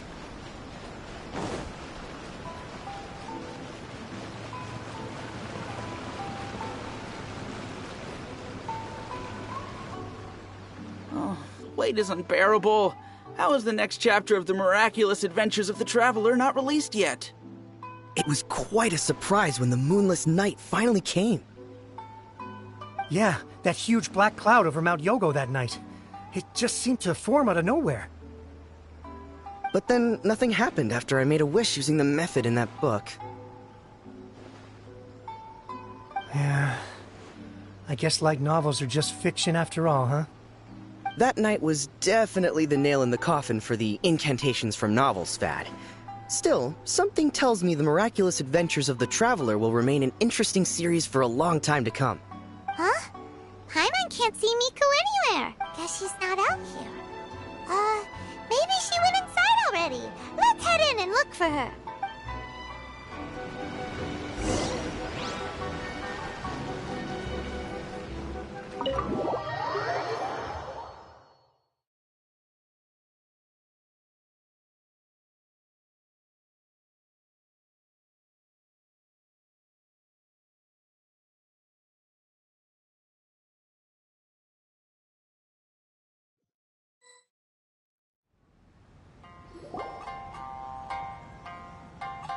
Ah, my little friends. There you are. Miko, what is this? You started eating without us? I did, yes. You're paying after all. The thought of being able to eat the most expensive dishes and drink the finest sake, all for absolutely free? Oh, I just couldn't wait any longer. Ah, boss, see these two faces here? Remember them. They're the ones picking up the bill later. Alrighty.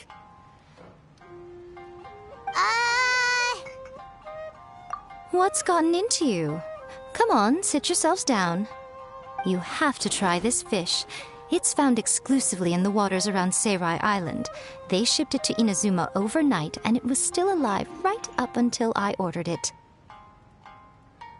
Or maybe you'd rather try this? I know. I normally can't bring myself to drink sake this expensive either. If you don't drink alcohol, that's fine too. There are all kinds of fruit juices covering the whole price spectrum. Miko! You are outrageous! Last time we were here working on the novel, all you ordered for us was the plainest kushikatsu! Strange. I remember no such thing.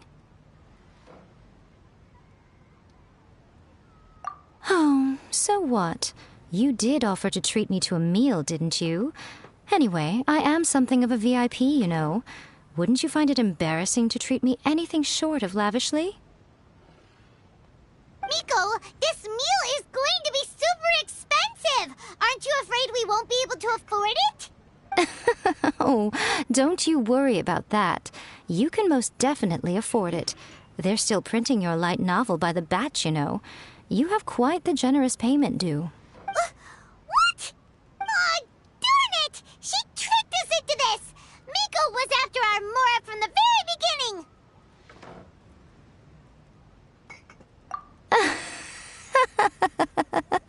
Oh, the looks on your faces right now. Too perfect. Oh, by the way, since nobody's wishes came true on the moonless night, novels with incantations are no longer in vogue. So you'll have to come up with something new for the next chapter of The Miraculous Adventures of the Traveler. The deadline is looming. I'm counting on you.